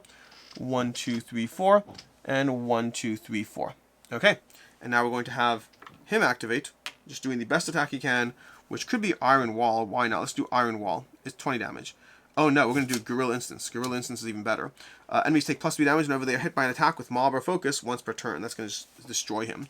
So we're going to go ahead and pop that down. He's doing 15 damage, hopefully, if he attacks. It's a defense of 8, though, so we need to be mindful of that. We got a 5. We're going to spend 2 to be able to flip this and roll again.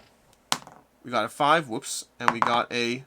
Oh, is that 11 or 13? Either way, it's a hit. So we're going to go ahead and roll against him, which is going to be 15 damage. Plus 10 is 25 damage. He's going to drop down from 7, and another 18 after that, which brings him down to 52. 52, and we all get a cube because he crossed that line. Okay, so that's going to be that over there. And now whenever you hit him with Mob of Focus, also he'll get more cubes, but at this point we have too many cubes to do anything with. So we still have 2 more characters who are attacking him, and I think he's just going to destroy him at this point.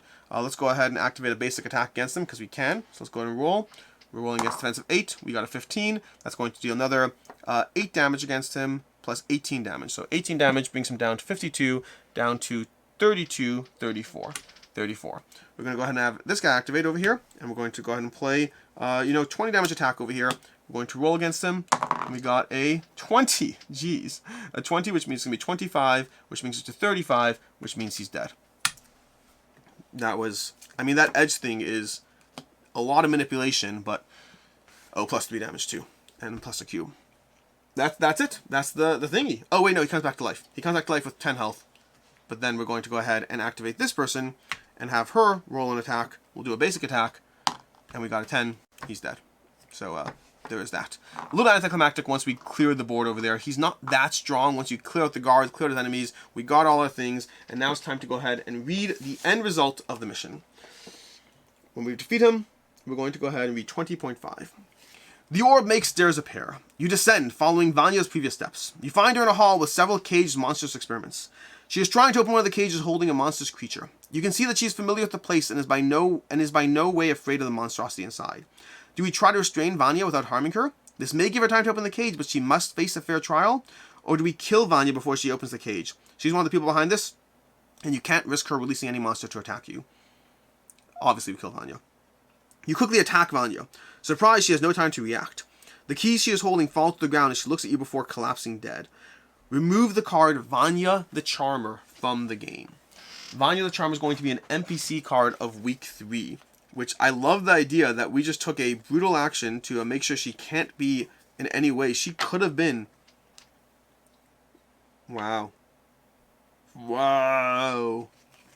I like the concept. We just took her out of the game. She's gone. She's gone. Okay. She's gonna be gone from the that situation there. And now we're gonna go ahead and we will see you very shortly. 7. We're not done yet. 7. You hear the sound of the cage door being opened, and as you look in, remove from the game. 7. You hear the sound of the cage door being opened, and as you look in this direction, you see a female Gloomfolk woman, clearly starved and weakened.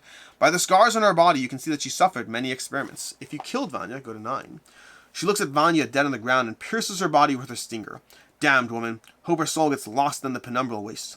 She looks at you tired and says, thank you. I will repay what you did today, before she faints. Search the NPC deck for a Bidramara, Gloomfolk person. I don't know the exact name, but we're going to add her to our deck. So we add this person. Oh, look at this. Look at this card. We just got her added to our deck. That's fun. Your total charge grants you +1. Oh, interesting. Total charge gives you a cube. Okay, cool. Go to 12. So we add her to our NPC deck. Seeing that you decide to side with Vanya, the Gloomfolk sighs and tosses her towards you with recklessness. We didn't decide to side with Vanya. The Gloomfolk sighs and tosses her towards you with recklessness and force that makes it clear what she thinks about your decision. She quickly thanks you for the help and tries to get out of the place in a clearly weakened state. I feel is a mistake. I'm gonna switch to 11 because I feel like there's a mistake. It says she looks at Vanya down on the ground and pierces her body with a stinger. You can't help but look away when the experiment's stinger pierces Vanya's chest. She quickly succumbs to the venom. Search for the NPC card, remove from the game. Gloomfolk calms down, add it to the list, go to 13. Conclusion, victory. Yeah, so something about that was, I think there's a it doesn't actually change the narrative, but there's a mistaken wording. Having finally discovered the cause of the monster surge in the region, you gather all evidence against the Church of Hypatia and find more imprisoned test subjects. The transformation of many is still incomplete, and Imperial spellcasters can guarantee they remain in control of their minds. Details about the true nature of the experiments are kept away from the news so as to not scare the public that must already deal with a lot. The War Fiji Bulletin. The heated south cools down. What the Empire always neglected, our brave heroes cannot. The neglect and abandonment of the barbaric southern regions made them vulnerable for chem activities. We've received multiple accounts of mercenary recruiting, occult rituals, and even experiments with monsters in the Asterian and the Abelian fire pits, but thanks to our heroes' swift intervention, our correspondents report that the anxious climate of fear has been lifted. Evolutionist Church burns an iPod. Rumor has it local church members were involved with the Kemet, and that the church burned down a ritual gone awry. Local representatives of the world's leading religion declined comment. Thanks to Orphagee's intervention, the populace is united and optimistic about rebuilding it, this time so it can house righteous practices. Follow the next adventure's instructions. Okay, we are done. We're going to go to next adventures and figure this out. So I will see you shortly. We're going to be set up for the world event shortly, and I will go through next adventures with you. That is, well, I'm not going to end this. I'll see you in a second. All right, we are all set up and ready to go. Let's go ahead and start by marking our quest log as done. We just did quest 20, which is Synoikismos. That. Then we're going to go ahead and draw 3 loot cards, which means we need our giant loot deck of cards over here. We're going to go ahead and draw loot cards from this. I'm going to draw 1 and 2 and 3 loot cards. Okay. If you've done the extra challenge, draw another 2 loot cards, which we're going to do because we did the extra challenge. That's another 2 loot cards. That's actually 7, but we'll take only 2 of them. Draw 2 loot cards for each first aid not spent. 1 and 2. There we go. Then draw as many loot cards as your current Kemet hunt level. 1, 2, 3, and 4. Okay. Then, if you earn 7 loot cards, collect a choose test, and open none, you may increase your Kemet hunt level by 1. So we're going to go over here. We're going to mark this down as a Kemet hunt level of 5, which is the maximum it can be. We also just did quest J, Foundation of the Occult. So we're going to mark that as such, and we're going to mark that we're doing the world phase because we are about to do the world phase, even though we haven't actually done so yet. Then, those are all the loot cards we got. So we got a bunch of that. Still on the calendar, write down the adventure of the letter of the adventure you just played, which we just did. Gain this quest card, which we did. We're going to go ahead and mark off politics and organizations and religions and history, which I think it actually want us to have those. Yeah, I want us to have religions and history a lot in that quest. So I'm going to go ahead and mark off politics and organization and religions and history, which is going to move us up 2 on this track, which means we're going to go ahead and read Strategist Point 3 in the city book. So let's go ahead and do that. There's going to be a lot of city book referencing over here. Strategists Point 3.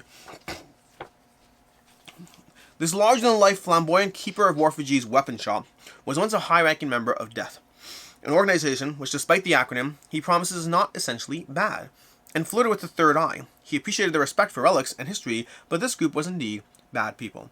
Your deeds contribute immensely to Resistance War Chest. Power of the funds redirected. Gain 1 gold loot card. So we're going to go through here. We're going to gather a specific gold, which is great, we'll take it, but the cooler rewards are later on. At this point, we still have a card in hand. This has to go off to the side, which I'll take care of later. We still have a card in hand, which means we begin the next phase, which in this case is the city phase. This is where we're going to go ahead and take a look at the city phase that we have, based on how we've done in the past. We're going to look over here. We know that we already completed this region, so we put a soldier down here. We already got 2 cubes in that region, so we put 2 cubes down here.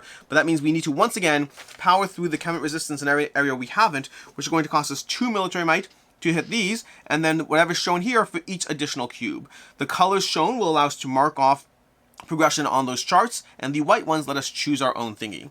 So right now we're going to go ahead and deal out 4 decks of cards to the players over here to see what we got. We also have all our world region cards, which we haven't really used, but let's see how it goes. Let's start with deck 1. So deck 1 is going to be over here. 1, 2, 3, and 4. So we already got 2 heroes, which is awesome.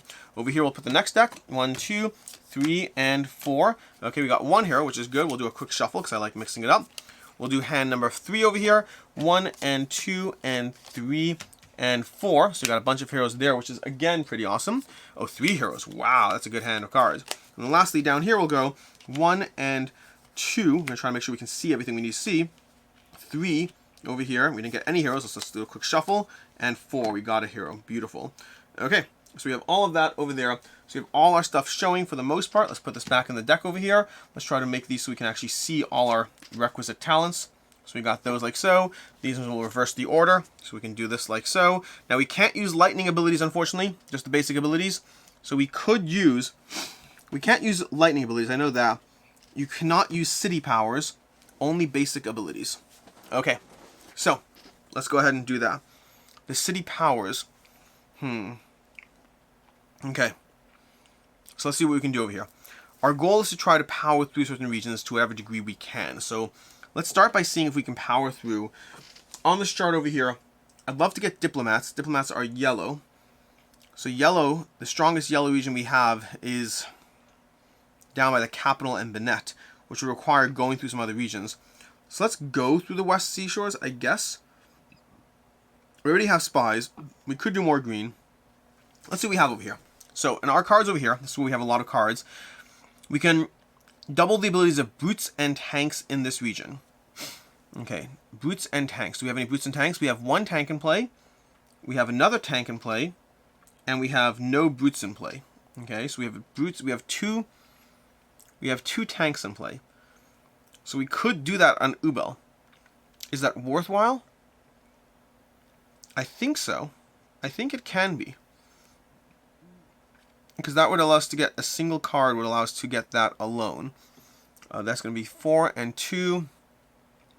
4 and 2, 4 and 2. We have books and military might. Okay. We have capital and Benage, double abilities of bruisers and shooters. I don't think we have a lot of bruisers or shooters. We have one shooter in play. Put 3 on Warfugee, which is okay. Reginat and Benet region. This is going to be capital and Benet. Reginat and Benet. What's that? Where's Reginat and Benet? Capital and Benet? Do I not have a Reginat and Benet? We have South Yoma. We have extended Reginhart. So it's the Reginhart and Benet region. Okay. So this is the Benet region. That's the Reginhart region. Okay. So 2 regions into this one. Double the abilities of tacticians and shooters. Not as relevant. The South Stravian. A player may discard all their cards. Double the abilities of shooters and tacticians. We have at least one tactician in play right now. A player may discard all their cards to draw as many cards as they have discarded. That's useful. So if we do that, we can grab better characters, hopefully. Let's go ahead and hold on to that. We'll use that. Storm Ocean region. Put 3 on Warfugee. Double the abilities of tanks and tacticians. Oh, interesting. Tanks and tacticians could be even better. So the South Stravian Ocean, so the Storm Ocean region should definitely be the first thing we go for. Double the abilities of brutes and tacticians. We can ignore that one. That's the capital region, which granted is relevant, but, you know, one step at a time. The South Stravian again. Double the abilities of healers and brutes. We have one healer, and we have no brutes. This turn, reduce this region's challenge by 1, each ability. Interesting. Okay. We have North Stravian region, which is going to give us at least 2 regions adjacent to this one have a cube. Put a 2 on this region, okay. And we have capital and Benet regions. Okay, so I think I want to go with the Storm Ocean region first over here. So we can put 3 on Warfugee. So we're going to grab this card to be able to act in that region. So we're going to put 3 tokens on Warfugee, and 3 of these equal any, spend 1 of these to get +1 ability on any one region. So then we can double the abilities of tanks and tacticians in this region, which I think is a good thing to do. But we can also, we have tanks and tacticians. So if we start with tanks over here, we could do this one over here. A player may discard all their cards to draw as many cards as they have discarded. And double the abilities of brutes and tanks in this region. So we're going to place this down over here and use that. So we're going to have this player discard 3 cards. So we're going to discard these 3 cards from the, and draw 3 more. Hopefully drawing some more fun stuff. We got 1, we got 2, and we got 3. So we got a tank and we got a tactician basically in play. Okay, so we're doing Ubel region over here. Double the abilities of brutes and tanks in this region. So we can use the tanks over here. A player may discard all their cards. And we can use a tank. So we're getting rid of Ubel. We're going to put it into our card with J over here. So we're going to know that we're getting rid of it. And we can go ahead and double brutes and tacticians or tanks and tacticians. You know what we're going to use in Ubel? We're going to use this character's tank over here. Okay, so this character's going to go. So he's got 5. Oh, wow. So 5 military and 5, which means that can be combined. So what we can do over here is we have 10 and 10 right now. So we can add to that, in theory. So we can go ahead, 10 and 10. 10 and 10 is enough to get 5 cubes in this alone. We need to double that military might a lot. So what we can do is we can use this over here to bring it to 13. 13. We can't use any additional things over there. We can use, well, we first spend 2 to remove a token. So we're going to spend 2 to remove that. That's going to give us access to that. And then we're going to put the first 2 in there, which is 10 already. Again, this is 10, which is enough to get 2 cubes on its own. And then if we get another 3, that's not enough. But we could go ahead and use 1 from here to make it 4. So if we use that, that's going to be able to go ahead and put another one here. So we've gotten 3 into Ubel already, because we doubled the tanks this turn. Okay, now this turn, so we got that. So we got this down over here. We played these. We still have 2 more cards to play. We can go ahead and try to use them in adjacent regions. We have a lot of eyesight and some hands. But we need some more. So eyesight and hands. We could get a cube down in Kilburn, which is not the craziest. Yeah, I think if we go ahead and we spend Hope over here, Hope can spend a single cube from here to add 1 military might. That penetrates to this guy over here. And then this one over here is 5 and 4, which is enough to get a cube down over here. So we have a cube down there, making progress on these 2 regions. And then lastly, we have this over here, which combined with this over here, because this is 4 eyesight and 4 hands. The 4 hands can go towards here. The 2 additional eyesight from that can go there, which means we can get 2 cubes down here. So we got our first hand of cards done. Okay, and these are also discard over here. So that's one. We've gotten 2 penetration through the Kemet forces, and we've done 2 full regions freed. This is not bad so far. Not necessarily hitting the colors we want to hit, but there's enough white that we can use them how we want. Now we could use double the benefit of tanks and tacticians in this region. So we're going to use this card over here, which we already used basically, but we're using them over here on this region. So we're going to the following. We're going to have, oh my gosh, the eyesight doubled is good. The books doubled is good. That's going to be doubled, so it's 4 and 10. So we have 6 extra books right now. We could use eyesight to do further, to do more. So we have to spend this one to break through the military might over here. And an additional 3 eyesight plus additional 2 eyesight means we can place down this cube and 2 cubes. We can place down 2 cubes on the Storm Ocean region. Okay? And we also have our tank over here, who won't unfortunately give us the additional eyesight we need, which is a problem. So we can't use this in this region. His military might will help us a little bit-ish, but I think ultimately he's going to be most helpful over here. No.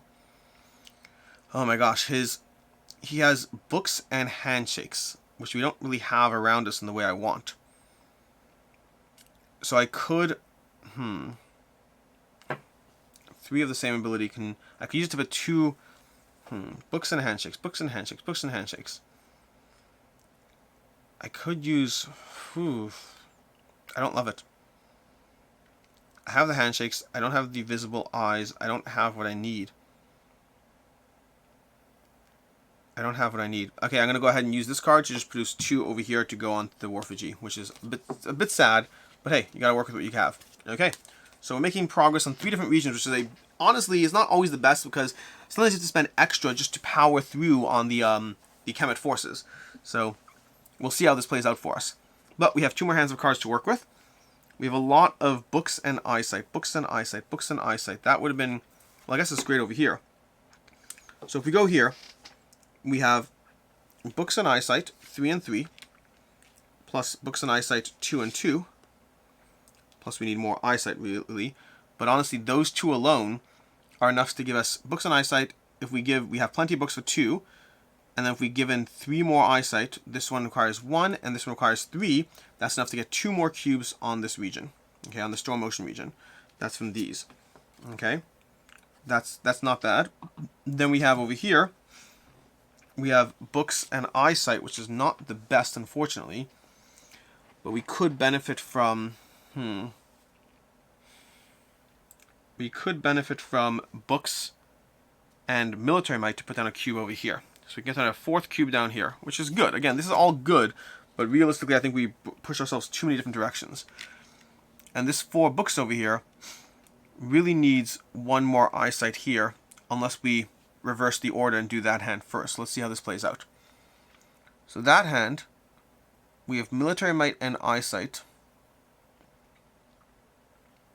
I think if we do the following, eyesight and books. Okay, so if we use him for eyesight and books, we can put down a cube there. That's going to be our 5th cube. And realistically, if we got 2 more eyesight, so if we do the following, if we play her to put 3, we're going to put 3 cubes onto Warfiji. Okay. Then when we play him, we can draw on 2 of those cubes. Or 3 of those cubes, I guess. No, we're going to go ahead and play him as well. To be able to add another cube over here. Or not. No, we're going to do that guy to add a cube down here. Okay. Yeah, that works. And then we're going to, yeah, put a cube down there. That works, okay. We're going to go ahead and use... we need more anything. More anything. We're not finishing this region, unfortunately. But if I draw these 3 cubes, I could finish this region. So let's go ahead and I guess do that. Let's go ahead and draw these 3 cubes to be able to finish this region. Yeah, we're going to draw these 3 cubes to be able to finish this region. That gets that at least done, which means we have these 2 cards left. We have to be playing them in order. We're just keeping track of the sequence here. This one would be enough to get 1, but we don't have the military might in this one. So that means we're going to unfortunately have to power through this again at future time, because we're almost there, but we're not quite there. But we could go ahead and we have the handshakes here. We don't have enough for the rest. We don't have enough for the rest. Is there anything we can do with those? I don't think so, unfortunately. All those cards, we can't use the abilities. There's nothing we can do over here. The Kjolbron, the Ubel, we did the Ubel. Double abilities of tanks, South Stravian. I'm going to hold on to those for the future turns.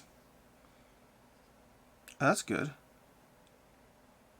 That's good for the next time. We have a good one for North Stravian for the next time. But the next city phase is like a whole week away. We're going to see you in a while. It's going to be like 2 months, 3 months. I don't see a great way to get this done. I'd have to like backtrack it. I don't want to do that. So I think for right now, we're just going to call it a wash and say that we did not get enough done. Because here's the problem. I could place this over here to get the books over here. Well, honestly, we had so much excess books. I don't know. But I'm only confident I can come up with 3 military. I'm not confident I can come up with 4. So I think we're just going to go ahead and get rid of these. And unfortunately, not make more progress. So we are fully done with the store motion. And we've made good progress in both Kjolbjorn and Ubel. But not enough. But that does mean we're going to do the following. I'm going to sweep all these from the board over here. Let's see what we got. South Stravian, we can take these off. We didn't get more progress. We already had those. I was just indicating the progress we already had. And now for Kjolbjorn, we have 1 and 1. Okay? That means we're going to go ahead and mark off 1 blue, which is going to give us City Point 5. Okay, so we're going to read City Point 5, and there's going to be a bunch of back and forth as we do this. So Strategist is going to be City Point 5. Zayler is at the back of his weapon shop. He's writing a letter at his desk. He's so absorbed in it that he doesn't notice your arrival. There's an envelope with the mysterious acronym COF nearby, a number 4 stamped on the side. Zayler jumps 2 feet when you ask what that means. He's beyond startled. He quickly changes the subject. You have a feeling Zayler has a rich sponsor, as the life of a scholar is not usually showered with riches. Your achievements and discoveries in this war category make heroes want to join your resistance. Add any one brute or shooter to your character deck. I don't think we've had a brute yet. I might add a brute to my character deck, but I need to take notes of the things I need to do post this as I finish this. So let's go ahead and take some notes over here. Add a brute. A brute. Okay. Just making sure I can remember all the stuff I need to do when I'm done with this. Okay. We also have 1 wild color, which we can use for... Well, we can use it for a bunch of things. I didn't necessarily get a ton... In fact, let's go ahead and mark off the following. So we got that over there. We have... I'm going to go ahead and mark off a little tick down here to mark off. We have 1 Choose Your Own Adventure. This whole region's done, so we're going to have 2 reds. So we are going to get that story point there. We're also going to get a yellow. And then we have 3 Choose Your Own Adventures. 1, 2, 3. I'm just calling it Choose Your Own Adventure. And over here we got 5, which means we have 2 more Choose Your Own Adventure. So we have a total of 6 Choose Your Own Adventure, 1 more blue, and 2 more green. Okay, so right now, before we do the Choose Your Own Adventure, we're going to read story point 9 over there, which I think is going to be more about giving us a perk in Warriors. That's not the city. That is a city book. Warriors. Okay. Sudura doesn't trust officers, and vice versa. Don't go out there gossiping about this, but I trust heroes more than I do the officers of the Iron Hand. They are all sons and nobles and never expected to engage in full-fledged battle. They are afraid and they don't trust me, perhaps because I've skipped every possible step of my career. Their army's in shambles and needs your help to regain its strength. Right now we're working on damage control to prevent the Kemet from spreading. Taking Fisherman's Wharf back is simply impossible at the time. My hands are full. Answer the call to perform highly specialized missions where too many people would draw unwanted attention. Perhaps one day we can regain enough strength to help you reclaim your home. But I need your help first. Your time spent with Azura, the training you've done, and knowledge obtained with specialists met across the world's regions and in all the city structures are represented in a permanent improvement to the resistance. Choose one level 1 campaign perk or side weapon training. Oh, War Veterans or side weapon training. So, where's our War Veterans or side weapon training? We got over here. So, War Veterans is +5 initial HP, and side weapon training is equip an extra level 0 weapon. Level 0 weapon is basically just like do an extra 5 damage. Whose health do I value more, my own or theirs? I think for simplicity and remembering, I'm going to go with War Veterans, an initial extra 5 HP. Okay, that's going to be my campaign perk over there. We got that. And now we get to choose our 6 Choose Your Own Adventures, which also might mean that I could get a campaign perk. +5 bonus to all rolls and ability tests. That's Jack of all trades. That's useful sometimes. Or +4 attack roll bonus and empowered 10 in the quest's first turn. Adrenaline surge in the quest's first turn. That's not bad. Empowered 10 in the quest's first turn is really not bad. We also have Diplomats. Immediately sacrifice this perk and upgrade the tavern by 1 level for free. That's useful. Maddening Power. Start of quest. Each hero may charge 2 skill tokens. Now, I think I'm going to go ahead and... if I go for the next perk in green... the next perk in green is when you win a quest, draw an extra loot card. First aid tokens heal 45. That's not helpful to any of those, really. But they are there. Draw 6 cards instead of 4 in the world phase. Oh. Oh, I kind of want that. There's 2 more world phases. That'll help us achieve a lot faster. I think I'm just going to go charging upwards. I'm not going to worry about strategists. Well, the strategist one is cool. Like 4 attack roll and empowered 10 in the quest's first turn. That means I can have a very strong first turn and deal 40 extra damage. Like 40 extra damage is not insignificant per round. But I need to get pretty high to get to the draw 6 cards instead of 4 in the world phase. So that's going to require some focus and dedication. I feel I should be doing better in the world phase. I'm not sure what's happening there. But I think I'm going to get 3 points in strategist so that I can get Adrenaline Surge. And then give the other 3 points to just trying to power up over here. So 1, 2, 3. So we're going to read 12 over there, and then 1, 2, 3. And 7 and 9 in strategists, and 12 in warriors. Let's go ahead and see how that plays out. I'm comfortable with my choices, not necessarily loving them, but comfortable. So 7 and 12 in strategists, and the next one in warriors. Soldiers are stranded in other provinces. Psychosurgery. I can't bring in soldiers from other provinces. Their psychosurgery ritual prevents them from leaving their territory unless the Emperor himself so commands. We need to find him or discover a way to circumvent that block. I'm conflicted. On a personal level, I despise the innocent people losing their minds to become Imperial soldiers. I cannot free them all, and worst, I must use them. Fathers of entire families, enemies of the Empire who are now forced to work for it, children of mothers who lost their sons. Your deeds contribute immensely to the Resistance war chest. Part of the funds directed to you. Gain an iron loot. Okay. And then strategist over here. We're doing stars 7 and 9. The Kemet army may seem stronger than the Iron Hand. Do you know how we can beat a strong enemy? Yes, you guessed it. Actually, you didn't guess a thing. Azalea didn't even give you time to think about what he is saying. With intelligence. Kemet behavior and tactical moves are strange, so learning about the plans, motivations, and history go a long way towards defending our homeland and reclaiming Fisherman's Wharf, Azalea explains. I'll activate as many connections as I can, talk to specialists, scour books, and let you know whatever may be important to increase your knowledge. There's still much to learn about Kemet history. Their motivations, abilities, beliefs, intelligence can be a weapon of unimaginable power in this war. With your progress in the field, people are donating spare weapons that are replaced for others or looted. Gain any one level 1 melee weapon. My level 1 melee weapons are... let's see what we got. We got a level 2 melee weapon over here. We have a level 1, a level 2. So, I have this as my level 1 over here, which is okay. Let's see what we can gather as a level 1 melee weapon. Okay. Let's take a look over here and see what we can gather. I'm going to go ahead and shuffle it up. I actually don't know if it's supposed to be random or not. I'm just going to take it randomly and see what happens. We got a Eagle Sword, +1 to roll, and +8 damage. Which is good, but I think I prefer my Dwarven Battle Axe anyway. But either way, still good to have. I'm going to go ahead and put that back over there. And then to 9, exceedingly friendly and passionate for adventuring, Zayla acts as if he were ready to give his life for yours without the slightest hesitation. Strange then that his greatest woe is having been abandoned by his friends and banished from every organization he's ever been a part of. I left my groups mainly because they have self-centered interests, he explains. They are more worried about taking advantage of the vacuum of power left behind by the Empress's disappearances than helping the people of Tanares in this terrible war. The only group with which I'm still involved is the Relic Hunters Guild, because I founded it, and can direct where it goes, and is going to help with the resistance. Your time spent with Zaylor, the training you've done, and knowledge obtained with specialists met across the world's regions and in the city structures represented in permanent improvement to the resistance. Choose a level 1 campaign perk, which I've already done. Which means the only thing I need to do now is go ahead and claim... Wait, no, that's not true. That's not true. I'm done. I'm done with the city phase. So, let's go ahead and see what we do now. I believe the next thing we're supposed to do is move on to the next situation. Chapter, nope. Let's see. I might be reading in the wrong place over here.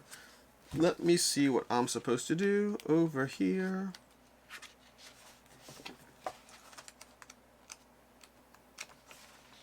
It might be in the other book. I need to check what happens when you move to the next phase. Or perhaps I'll do that at the beginning of the next video instead. So fine, I'll go ahead and take the steps necessary to move to the beginning of the next sequence or whatnot. When we go ahead and dive into the next video, we'll call that a wrap on today's quest, and I believe we'll be diving into week 3 the next time that you see me. Until next time, I'm Alex Radcliffe from Board Game Co. Thanks for hanging out with me, and as always, I hope you have a good one.